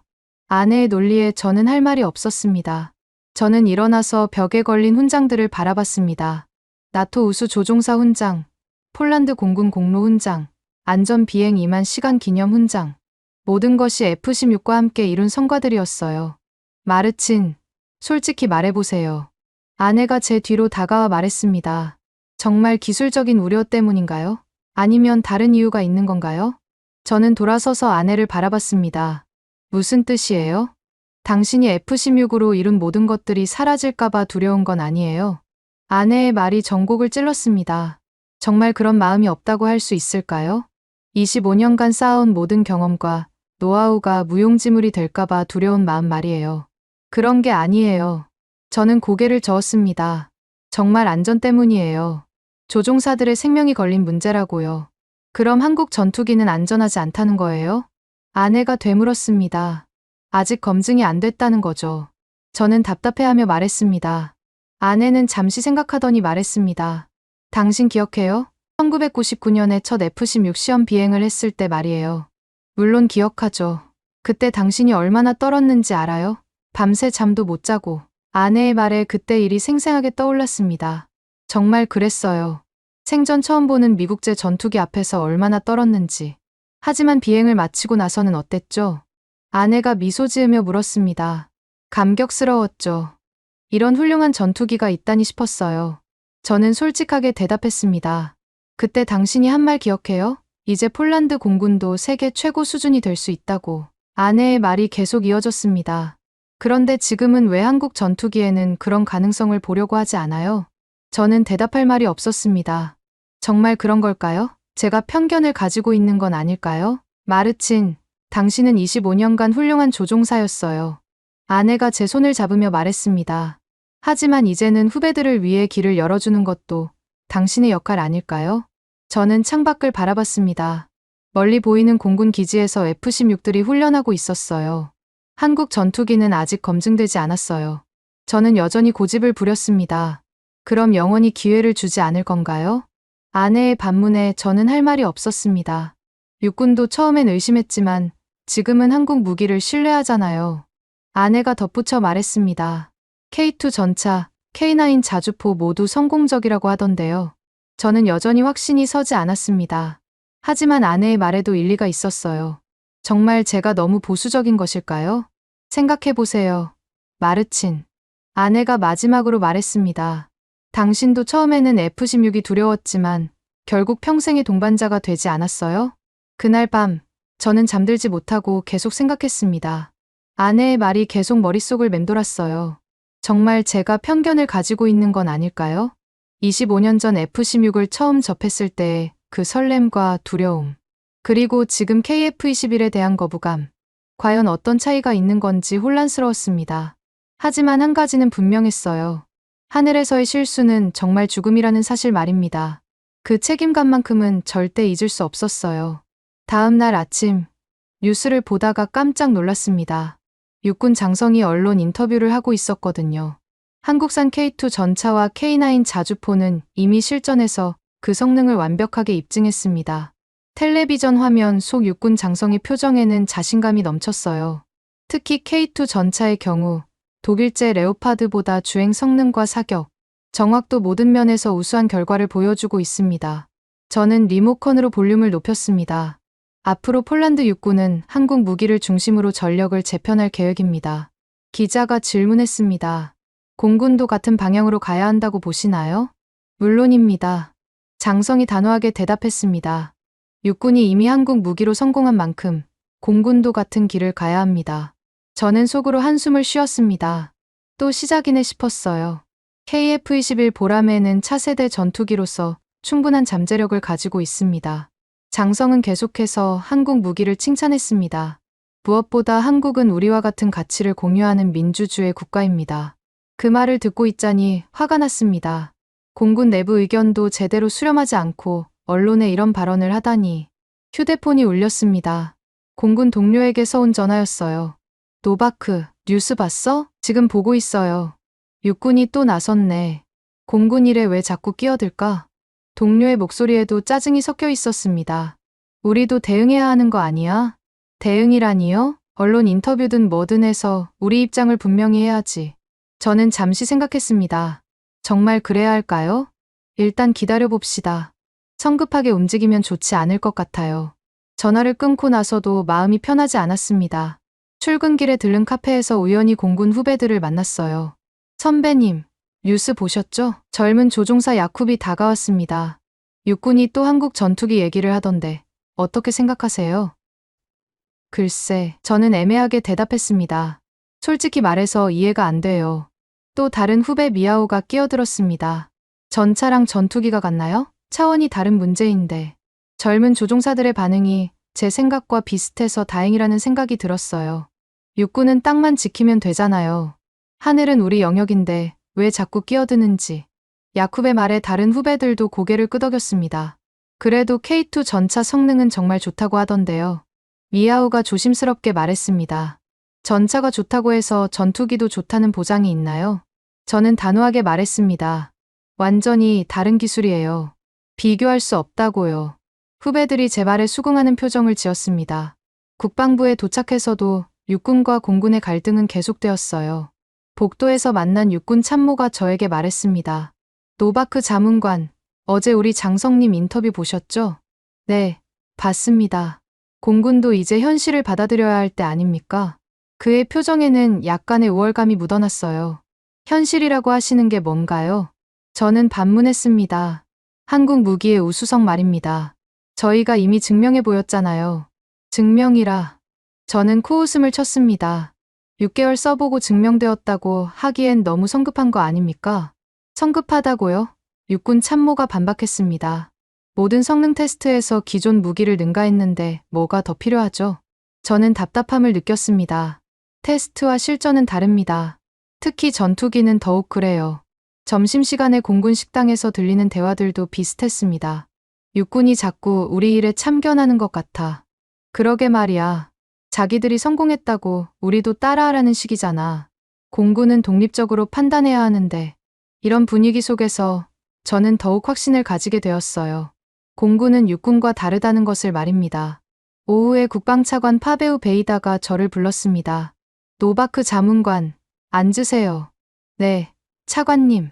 육군 장성의 인터뷰에 대해 어떻게 생각하십니까? 직접적인 질문이었어요.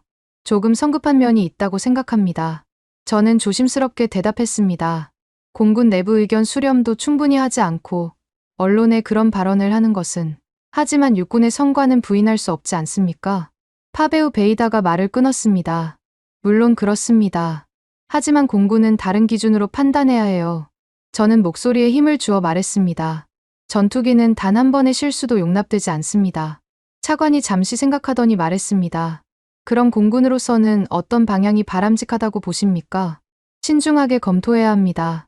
충분한 시간을 두고 말이에요. 저는 분명하게 답했습니다. 성급한 결정은 돌이킬 수 없는 결과를 가져올 수 있어요. 차관실을 나오면서도 마음이 무거웠습니다. 육군의 압박이 점점 거세지고 있다는 느낌이었거든요. 저녁에 집에 돌아와서도 뉴스에서는 계속 관련 소식이 나왔습니다. 폴란드 육군, 한국 무기 도입 성과, 자신감 표출, 차세대 전투기 도입, 육군과 공군 시각차 존재. 아내가 옆에서 말했습니다. 육군이 정말 자신만만하네요. 너무 성급해요. 저는 짜증스럽게 대답했습니다. 6개월 써보고 완벽하다고 하는 게 말이 됩니까? 하지만 성과는 분명히 있는 것 같은데요. 아내의 말에 저는 더 화가 났습니다. 당신까지 그러면 어떡해요? 전차와 전투기는 다르다고 했잖아요. 알아요. 알아요. 아내가 달래듯 말했습니다. 하지만 너무 감정적으로 대응하지는 말아요. 그날 밤 잠자리에서도 계속 생각했습니다. 육군의 자신감이 과연 근거가 있는 걸까요? 아니면 단순히 자만심일까요? 한 가지 분명한 건 공군은 다르다는 것이었습니다. 하늘에서의 실수는 정말 용납될 수 없으니까요. 육군이 아무리 성공했다고 해도 공군은 독립적으로 판단해야 합니다. 그것이 제가 25년간 조종사로 살면서 배운 교훈이었어요. 안전이 최우선이라는 건 말입니다. 일주일 후 뜻밖의 연락을 받았습니다. 국방부에서 폴란드 한국 합동 기술 세미나에 참석하라는 공문이 온 거예요. 뭐 하러 가야 합니까? 저는 파베우 베이다 차관에게 물었습니다. KF-21 보라매에 대한 기술 설명회가 있을 예정입니다. 차관이 미소 지으며 답했습니다. 공군 전문가로서 객관적인 평가를 해주시길 바랍니다. 저는 내심 불쾌했어요. 이미 결론은 정해놓고 형식적으로 의견만 듣겠다는 속셈이 뻔했거든요. 꼭 가야 합니까? 물론입니다. 자문관으로서의 의무죠. 할 수 없이 세미나 회장으로 향했습니다. 바르샤바 시내의 한 호텔에서 열리는 행사였어요. 도착해보니 생각보다 규모가 컸습니다. 한국에서도 상당히 많은 인원이 온 모양이었어요. 어서 오세요. 노바크 자문관님. 육군 장성이 저를 반갑게 맞았습니다. 오늘 정말 좋은 기회가 될 것 같습니다. 저는 대충 인사만 하고 자리에 앉았어요. 한국항공우주산업 엔지니어들이 무대에 올라왔습니다. 안녕하십니까. KF-21 보람의 개발팀입니다. 젊은 한국인 엔지니어가 폴란드어로 인사했어요. 폴란드어 실력이 꽤 괜찮아서 조금 놀랐습니다. 오늘 여러분께 KF-21의 개발 현황과 향후 계획을 말씀드리겠습니다. 화면에 KF-21의 모습이 떠올랐어요. 생각보다 세련된 외형이었습니다. KF-21 보람에는 현재 국산화율 65%를 달성했습니다. 엔지니어가 자신 있게 말했습니다. 2026년까지는 80%까지 올릴 예정입니다. 저는 속으로 코웃음을 쳤어요. 국산화율이 높다고 해서 성능이 좋다는 보장이 있나요? 개발에 참여한 국내 기업만 200여 곳이 넘습니다. 엔지니어는 계속해서 설명했습니다. 대학 연구소까지 포함하면 300여 곳의 기관이 함께했어요. 옆에 앉은 육군 장성이 저를 힐끗 바라봤습니다. 표정에서 어때? 대단하지? 하는 뜻이 읽혔어요. 특히 능동 위상배열 레이더는 완전 국산 기술로 개발되었습니다. 그 말에 저는 조금 관심이 생겼습니다. 레이더 기술은 전투기에서 가장 중요한 부분 중 하나거든요. 기존 F-16보다 탐지, 거리가 30% 향상되었습니다. 구체적인 수치를 제시하는 것을 보니 어느 정도 진정성이 있어 보였어요. 질문이 있으시면 언제든지 말씀해 주세요. 엔지니어가 청중을 바라보며 말했습니다. 저는 손을 들었어요.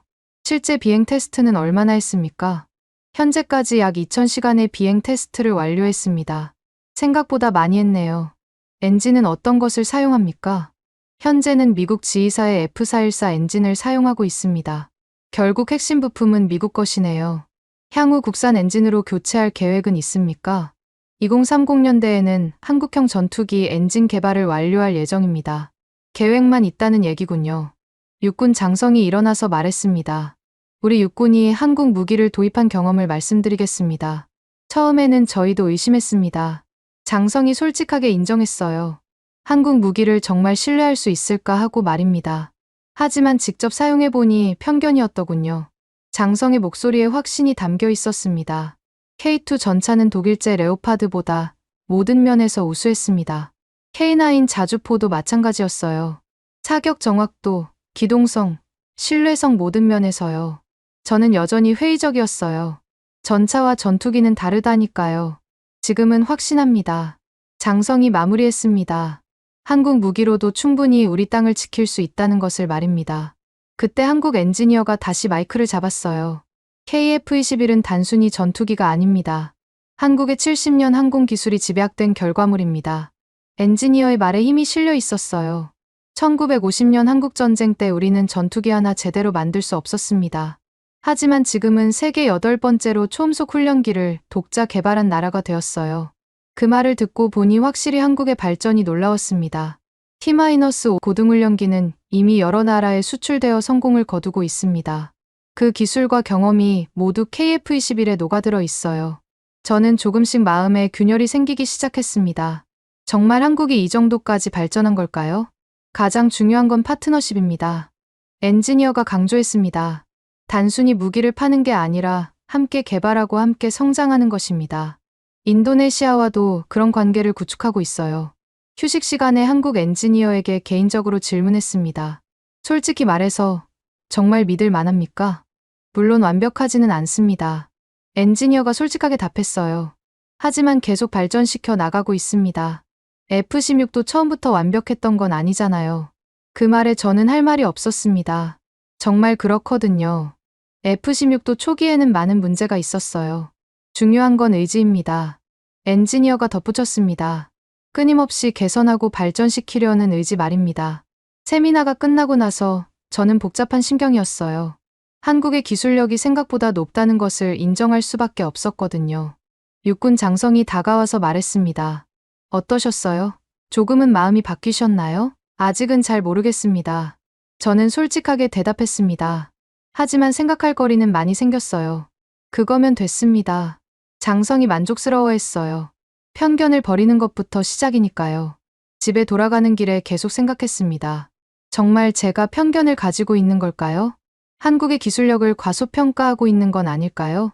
하지만 여전히 확신이 서지 않았어요. 아무리 좋아 보여도 실제로 써보기 전까지는 알 수 없는 게 무기의 세계거든요. 특히 전투기는 더욱 그렇고요.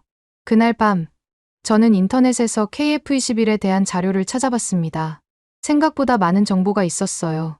개발 과정, 시험 비행 결과, 해외 평가 등. 한 달 후, 나돔 공군 기지에서 열리는 항공쇼 준비가 한창이었습니다. 매년 열리는 폴란드 최대 규모의 항공 행사였어요. 저도 자문관 자격으로 참석하게 되었습니다. 아침 일찍 기지에 도착하니 이미 많은 사람들이 분주하게 움직이고 있었어요. 조종사들은 마지막 점검을 하고 있었고, 정비사들은 전투기들을 꼼꼼히 살펴보고 있었습니다. 노바크 선배님, 오늘 날씨가 정말 좋네요. 젊은 조종사 파베오가 저에게 다가왔습니다. 28살의 패기 넘치는 후배였어요. 제가 25년간 조종사로 활동할 때 마지막 해에 들어온 신참이었는데 벌써 이렇게 실력을 쌓았더군요. 그러게요. 시범 비행하기에 완벽한 날씨군요. 저는 맑은 하늘을 바라보며 답했습니다. 구름 한 점 없는 파란 하늘이 펼쳐져 있었어요. 오늘 제가 단독 묘기 비행을 선보일 예정입니다. 파베오의 눈에는 자신감이 가득했어요. 이번 기회에 선배님께 제 실력을 보여드리고 싶어요. 조심하세요. 관중들 앞에서 무리하지 말고요. 저는 당부의 말을 건넸습니다. 25년간의 경험으로 알고 있었거든요. 시범 비행에서는 평소보다 욕심을 부리기 쉽다는 것을 말입니다. 걱정 마세요, 선배님. 저도 이제 비행 시간 2000시간을 넘겼어요. 파베오가 자랑스럽게 말했습니다. F-16과도 완전히 하나가 된 기분이에요. 하지만 저는 왠지 모르게 불안한 마음이 들었어요. 젊은 조종사들은 때로 과신하는 경향이 있거든요. 특히 관중들 앞에서는 더욱 그렇죠. 그래도 안전이 최우선이라는 걸 잊지 마세요. 저는 다시 한번 강조했습니다. 아무리 숙련된 조종사라도 하늘에서는 겸손해야 해요. 물론입니다. F-16을 믿고 있어요. 파베우가 활짝 웃으며 대답했습니다. 25년간 우리와 함께한 믿음직한 동반자잖아요. 그 말을 들으니 제 마음도 조금 놓였어요. 정말 F-16은 오랫동안 폴란드 공군과 함께해온 전투기였거든요. 오후 2시 항공쇼가 시작되었습니다. 수만 명의 관중들이 활주로 주변에 모여 있었어요. 가족 단위로 온 사람들, 항공 마니아들, 군 관계자들까지 다양한 사람들이 있었습니다.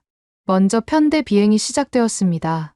6대의 F-16이 완벽한 대형을 이루며 하늘을 날았어요.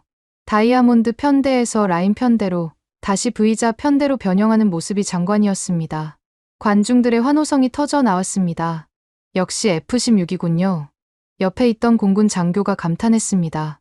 저 안정감 있는 비행을 보세요. 25년간 우리와 함께한 믿음직한 동반자죠. 저도 뿌듯한 마음이 들었어요. 정말 F-16은 폴란드 공군의 자랑이었거든요. 편대 비행이 끝나고 잠시 휴식 시간이 있었습니다. 저는 파베오를 찾아가 마지막으로 인사를 나눴어요. 준비는 다 됐나요? 네, 완벽합니다. 파베오가 자신 있게 답했습니다. 오늘은 관중들에게 정말 멋진 공연을 보여드릴 거예요. 무리하지 말고 평소 연습한 대로만 하세요. 저는 마지막으로 당부했습니다. 이어서 파베오의 단독 묘기 비행 차례가 되었습니다. 여러분, 이제 F-16 단독 묘기 비행을 보시겠습니다. 아나운서의 목소리가 울려 퍼졌어요. 조종사는 파베오 코발스키 소령입니다. 파베오가 탄 F-16이 활주로를 향해 나왔습니다. 은색 동체가 햇빛에 반짝이며 정말 아름다워 보였어요. 엔진 소리가 하늘을 가르며 울렸습니다. 이륙합니다. F-16이 하늘로 치솟았습니다. 파베오는 정말 훌륭한 조종 실력을 보여줬어요. 먼저 배럴로를 시작했습니다. 전투기가 자신의 축을 중심으로 회전하며 올라가는 모습이 환상적이었어요. 이어서 루프를 선보였습니다. 완벽한 원을 그리며 하늘을 도는 모습에 관중들이 박수를 쳤습니다. 대단한데요. 파베우, 저는 속으로 감탄했습니다. 정말 실력이 많이 늘었구나 싶었어요. 플릿 S 기술도 완벽했습니다. 거꾸로 뒤집힌 상태에서 급강하하여 다시 수평으로 돌아오는 고난도 기술이었어요. 관중들이 계속 환호했습니다. 브라보, 브라보. 여기저기서 박수와 함성이 터져 나왔어요. 저도 뿌듯한 마음으로 파베우의 비행을 지켜봤습니다. 그런데 그때였습니다. 파베우가 마지막 기술인 급강하 기동을 시작했어요. 하지만 각도가 너무 가파른 것 같았습니다. 평소 연습할 때보다 훨씬 급각도였어요. 저는 불안한 마음이 들었어요. 뭔가 잘못되어 가고 있다는 직감이 들었거든요. 25년간의 조종 경험이 경고 신호를 보내고 있었습니다. F-16이 땅을 향해 빠르게 내려오고 있었어요. 보통 이 정도 고도에서는 기술을 들어 올려야 하는데 계속 내려오고 있었습니다. 끌어올려, 파베우, 저는 속으로 외쳤습니다. 하지만 전투기는 계속 낮아졌어요. 관중석에서도 웅성거리는 소리가 들리기 시작했습니다. 왜 안 올라오지? 뭔가 이상한데? 처음에는 신기한 듯 보던 사람들이 불안해하기 시작했어요. 특히 항공에 대해 아는 사람들은 이상함을 눈치챘죠. 그 순간, 저는 무서운 예감이 들었습니다. 엔진 소리가 이상했거든요. 평소에 그 강렬하고 힘찬 소리가 아니라 어딘가 힘없고 불안정한 소리였어요. 25년간 들어온 F-16 엔진 소리와는 분명히 달랐습니다. 파베우, 응답해. 관제탑에서 급하게 교신을 시도했습니다. 포발스키 소령, 즉시 응답하라. 하지만 무전기에서는 잡음만 들렸어요. 파베우의 답은 없었습니다. F-16은 계속해서 땅을 향해 떨어지고 있었습니다. 고도가 너무 낮아졌어요. 이미 회복 불가능한 지점에 다가가고 있었습니다. 안 돼. 저는 소리쳤습니다. 주변 사람들도 상황의 심각성을 알아차리기 시작했어요. 저거 추락하는 거 아니야? 어떻게 저런 일이? 관중들 사이에서 불안한 목소리들이 터져 나왔습니다. 그 순간 끔찍한 일이 벌어졌어요. F-16이 활주로 옆인 땅에 그대로 충돌한 것입니다. 거대한 폭발음이 대지를 흔들었어요. 꽝! 땅이 진동할 정도의 충격이었습니다. 곧이어 거대한 화염이 치솟았어요. 검은 연기가 하늘로 올라갔습니다. 관중들이 비명을 지르며 뛰기 시작했습니다. 아이고, 어떻게 이런 일이... 어른들은 아이들을 안고 피했고 젊은이들은 혼란스러워했어요. 저는 다리에 힘이 빠져 그 자리에 주저앉았어요. 파베우, 믿을 수가 없었습니다. 불과 30분 전까지 저와 대화하던 후배가 자신있게 웃으며 완벽하다고 말하던 그 젊은 조종사가 소방차와 구급차가 사이렌을 울리며 급히 현장으로 달려갔어요. 하지만 이미 늦었다는 걸 모두가 알고 있었습니다. 그 정도 충격과 화염으로는 생존이 불가능했거든요. 저는 비틀거리며 사고 현장으로 뛰어갔습니다. 파베우, 파베우. 하지만 다가갈 수도 없었어요. 화염이 너무 거셌고 계속 폭발이 일어나고 있었거든요. 자문관님, 위험합니다. 소방관이 저를 붙잡으며 말렸어요. 더 가까이 가시면 안 됩니다. 파베우가, 저는 말을 잇지 못했습니다. 눈물이 쏟아졌어요. 25년간 조종사로 살면서 동료의 추락을 직접 목격한 건 처음이었습니다. 이론으로만 알고 있던 항공사고를 눈앞에서 보게 되다니. 몇 시간 후 사고 원인 조사팀이 현장에 도착했어요. 엔진 고장으로 추정됩니다. 사고조사관이 예비 결과를 발표했습니다. 비행 기록 장치 분석 결과 조종사는 끝까지 전투기를 조종하려 했던 것으로 보입니다. 그 말을 듣고 더욱 마음이 아팠어요. 파베우가 마지막 순간까지 최선을 다했다는 것이 너무 안타까웠거든요. 아마도 엔진 고장을 알아차리고 비상 착륙을 시도하려 했을 거예요. F-16 엔진에 문제가 있었다는 건가요? 한 기자가 질문했습니다. 아직 정확한 원인은 파악 중입니다. 사고조사관이 조심스럽게 답했습니다. 하지만 기계적 결함 가능성이 높아 보입니다. 그 말을 듣는 순간 저는 충격을 받았어요. 기계적 결함이라니. 그 믿음직하던 F-16에서 말입니다. 그날 밤 저는 잠들 수가 없었습니다. 파베우의 마지막 모습이 계속 떠올랐어요. 자신만만하게 웃던 모습, 걱정하지 말라던 목소리, 완벽하다던 그 자신감. 미국 무기라고 정말 완벽한 건가? 그런 생각이 머릿속을 계속 맴돌았습니다. 25년간 절대적으로 믿어왔던 F-16에서 이런 일이 일어나다니. 정말 받아들이기 어려웠어요. 검증된 무기 체계라고 해서 사고가 없는 건 아니구나. 저는 처음으로 그런 생각을 했어요. 한국 전투기의 신뢰성을 걱정하면서 정작 지금 쓰고 있는 F-16도 완벽하지 않았던 거죠. 모든 것이 긍정적인 내용들이었습니다. 하지만 여전히 마음 한구석에는 의심이 남아 있었어요. 정말 이 전투기를 믿어도 될까요? 파베우의 사고로부터 일주일 후 폴란드 의회에서 국정감사가 열렸습니다. 차세대 전투기 도입에 관한 청문회였어요. 저도 전문가 자격으로 참석하게 되었습니다. 의회 청문회장에는 긴장감이 흐르고 있었어요. 국회의원들, 국방부 관계자들, 그리고 각국 방산업체 관계자들까지 모여 있었습니다. 오늘은 폴란드의 미래 공군력에 대해 논의하겠습니다. 국방위원장이 회의를 시작했습니다. 먼저 각 후보 기종에 대한 설명을 듣겠습니다. 미국 로키드 마틴 관계자가 먼저 발표를 시작했어요. F-35는 세계 최고의 5세대 전투기입니다. 이미 전 세계 13개국이 도입을 확정했습니다. 하지만 가격이 문제였어요. 대당 1억 달러가 넘었거든요. 유럽 업체들도 발표했습니다. 프랑스의 다소, 독일의 에어버스까지 모두 자신들의 전투기를 홍보했어요. 유로파이터 타이푼은 검증된 유럽 기술의 결정체입니다. 독일 관계자가 자신 있게 말했습니다. 그리고 한국 측 발표 차례가 되었어요. 한국항공우주산업 대표가 단상에 올라왔습니다. KF-21 보라매는 21세기형 다목적 전투기입니다. 현재 블록 1단계를 완료했으며 블록 3에서는 완전한 스텔스 기능을 구현할 예정입니다. 그런데 그때 예상치 못한 일이 벌어졌어요. 유럽 방산업체 로비스트가 일어나서 발언을 요청한 거예요. 잠깐만요. 한국 전투기에 대해 한 말씀 드리겠습니다. 의장이 발언을 허가했습니다. KF-21은 아직 개발 단계입니다. 실전 배치도 되지 않은 미완성 전투기예요. 로비스트의 목소리에는 확신이 담겨 있었어요. 그런 전투기를 도입하는 것은 매우 위험한 도박입니다. 저는 그 말을 들으며 복잡한 마음이 들었어요. 일주일 전까지는 저도 비슷한 생각이었거든요. 더욱이 한국은 전투기 수출 경험이 전무합니다. 로비스트가 계속 말했습니다. 폴란드 공군의 미래를 그런 불확실한 선택에 맡길 수는 없습니다. 그때 육군 장성이 일어났어요. 잠깐만요. 그 말은 동의할 수 없습니다. 한국 무기는 이미 우리 육군에서 그 성능을 입증했습니다. 육군 장성의 반박이 시작되었어요. K2 전차, K9 자주포 모두 기대 이상의 성능을 보여주고 있습니다.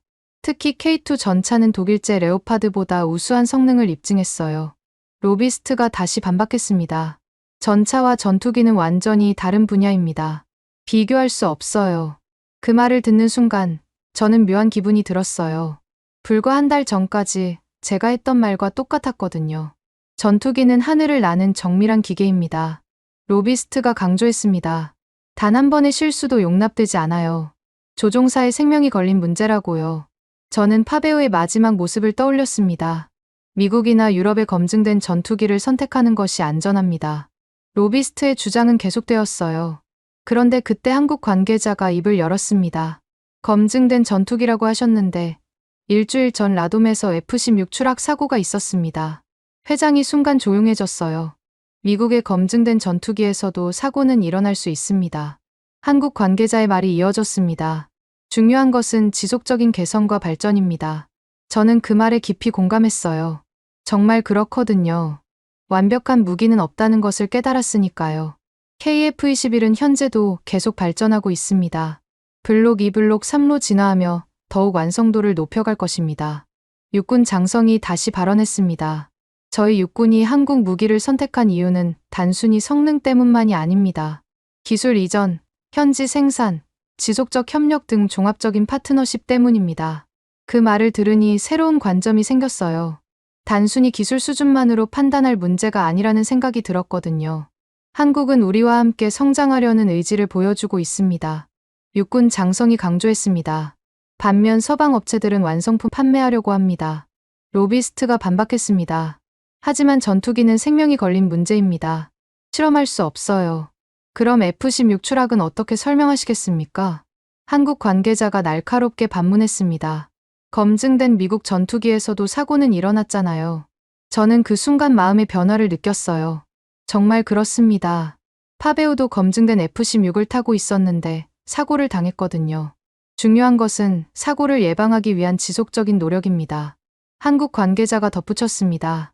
한국은 그런 노력을 아끼지 않을 것입니다. 의회 청문회가 끝난 후 저는 복도에서 육군 장성을 만났습니다. 노바크 자문관, 오늘 어떻게 들으셨어요? 많은 생각을 하게 됩니다. 저는 솔직하게 답했습니다. 파베오 소령의 사고 이후로 제 생각이 조금 바뀌었어요. 육군 장성이 관심 있는 표정을 지었습니다.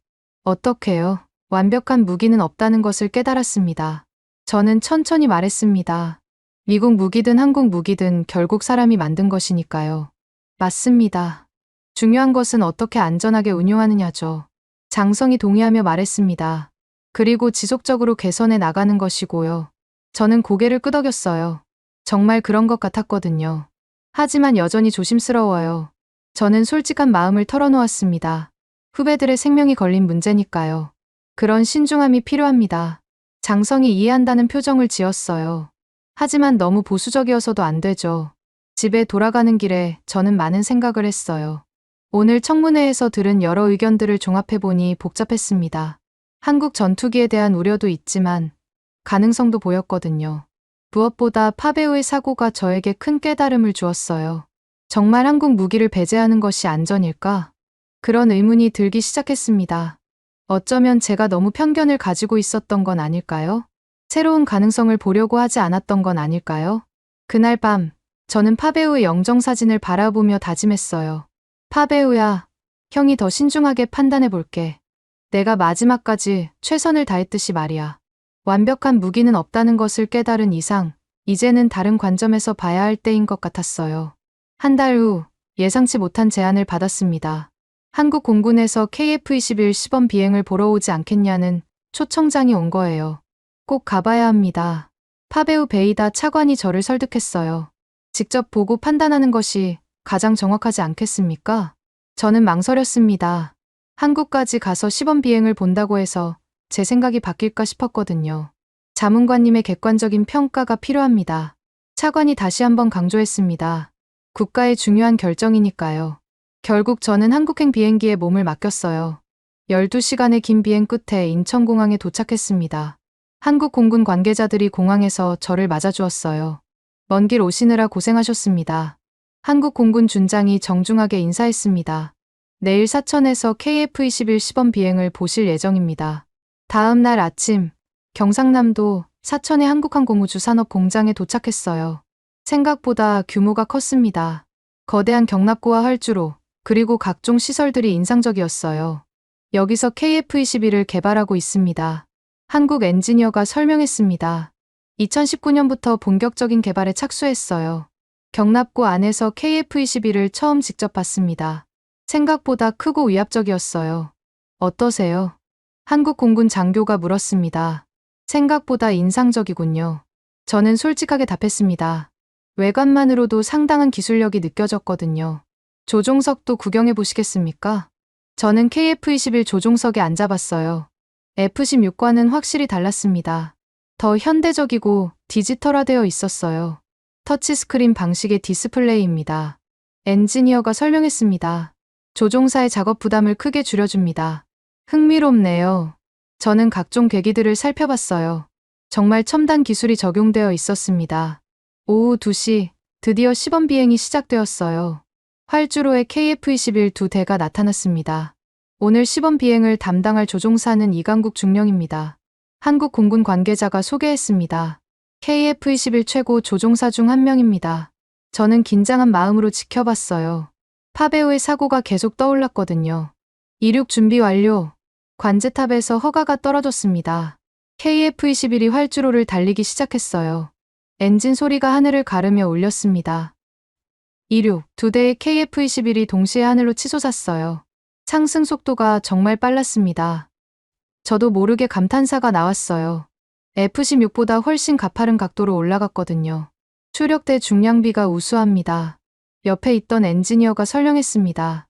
상승 성능이 뛰어나죠. 편대 비행이 시작되었어요. 두 대의 KF-21이 완벽한 조화를 이루며 하늘을 날았습니다. 날렵한 기동이 정말 인상적이었어요. 저 민첩함을 보세요. 한국 공군 장교가 자랑스럽게 말했습니다. 최신 플라이 바이 와이어 시스템이 적용되어 있어요.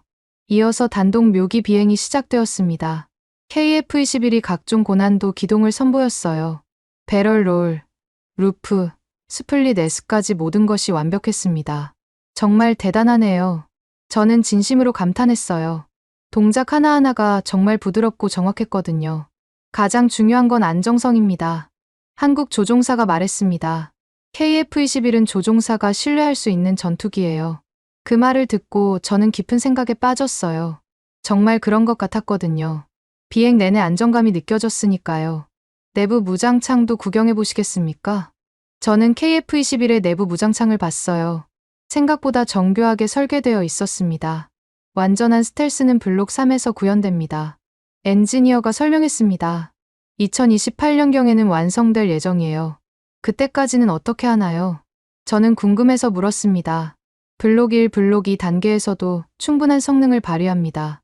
레이더 반사 면적을 최소화하는 설계가 적용되어 있거든요. 시범 비행이 끝난 후 조종사와 직접 대화할 기회가 있었어요. 어떠셨습니까? 이강국 중령이 물었습니다. 솔직히 예상보다 훨씬 좋았습니다. 저는 솔직하게 답했습니다. F-16과 비교하면 어떤가요? 각각 장단점이 있지만 KF-21이 더 현대적이에요. 중령이 자신 있게 답했습니다. 특히 센서 융합 기술이 뛰어납니다. 저는 더 자세한 설명을 들었어요. 정말 많은 첨단 기술들이 적용되어 있었습니다. 안전성은 어떻습니까? 저는 가장 중요한 질문을 했어요. 현재까지 3000시간의 시험 비행을 무사고로 마쳤습니다. 중령의 답변이 인상적이었어요. 모든 비상 상황에 대비한 안전 시스템이 갖춰져 있어요. 저녁 식사 자리에서 육군 장성의 말이 생각났습니다. 우린 땅을 한국 무기에 맡겼다. 이제 하늘도 맡길 때다. 그 말이 이해되기 시작했어요. 정말 한국의 기술력이 이 정도까지 발전했구나 싶었거든요. 노바크 자문관님, 어떠세요? 한국 공군 준장이 물었습니다. 솔직히 놀랐습니다. 저는 진심을 털어놓았어요. 이 정도일 줄은 몰랐거든요. 감사합니다. 앞으로도 계속 발전시켜 나갈 것입니다. 준장이 겸손하게 답했습니다. 그날 밤 호텔에서 저는 깊은 생각에 빠졌어요. 오늘 본 KF-21의 모습이 계속 떠올랐습니다. 생각보다 훨씬 완성도가 높았어요. 무엇보다 조종사들의 자신감이 인상적이었습니다. 정말 믿을 만한 전투기인가? 그런 생각이 들기 시작했어요. 파베오의 사고 이후로 완벽한 무기는 없다는 것을 깨달았는데 오늘 본 KF-21은 그 나름대로 믿을 만했거든요. 다음 날 아침 공항으로 가는 길에서 다시 한번 생각했습니다. 폴란드 공군의 미래를 어떻게 설계해야 할까? 미국 무기만 고집할 것인가? 아니면 새로운 가능성에 도전할 것인가? 한국에서 직접 본 것들이 저에게 새로운 관점을 제시했어요. 비행기 안에서 저는 보고서를 작성하기 시작했습니다. 파베우 베이다 차관에게 제출할 한국 방문 결과 보고서 말이에요. KF-21은 예상보다 높은 완성도를 보여주고 있다. 저는 그렇게 첫 문장을 시작했습니다. 제 마음속 변화의 시작이었어요. 폴란드에 돌아온 지 일주일 후 저는 국방부 장관실에 앉아 있었습니다. 마리우시 브와슈차크 국방장관이 제 맞은편에 앉아 기다리고 있었어요. 한국 출장 결과는 어땠습니까? 장관이 첫 질문을 던졌습니다. 저는 잠시 망설였어요. 솔직히 말해야 할까? 아니면 기존 입장을 고수해야 할까 고민됐거든요. 장관님, 솔직히 말씀드리겠습니다. 저는 용기를 내어 입을 열었어요. 제 생각이 바뀌었습니다. 장관이 놀란 표정을 지었어요. 어떻게요? KF-21은 제가 예상했던 것보다 훨씬 완성도가 높았습니다. 저는 천천히 말했습니다. 무엇보다 한국 조종사들의 신뢰가 인상적이었어요. 장관이 몸을 앞으로 기울였습니다. 구체적으로 어떤 점이 그랬나요? 먼저 기술적 완성도입니다. 저는 한국에서 본 것들을 떠올리며 말했어요. 현재 국산화율 65%에서 80%로 올릴 계획이라고 하는데 이는 단순한 목표가 아니라 실현 가능한 로드맵이었습니다. 그리고요, 3000시간의 무사고 시험 비행 기록도 무시할 수 없습니다. 저는 계속 설명했습니다. F-16도 초기에는 많은 문제가 있었지만 지속적인 개선을 통해 지금의 신뢰성을 얻었거든요. 장관이 고개를 끄덕였어요. 하지만 가장 중요한 깨달음은 따로 있었습니다. 저는 파베오의 영정사진을 바라보며 말했습니다. 책상 모서리에 작은 액자로 놓여있던 그의 모습을 보니 마음이 무거워졌어요. 라돔 사고 이후로 완벽한 무기는 없다는 것을 깨달았습니다.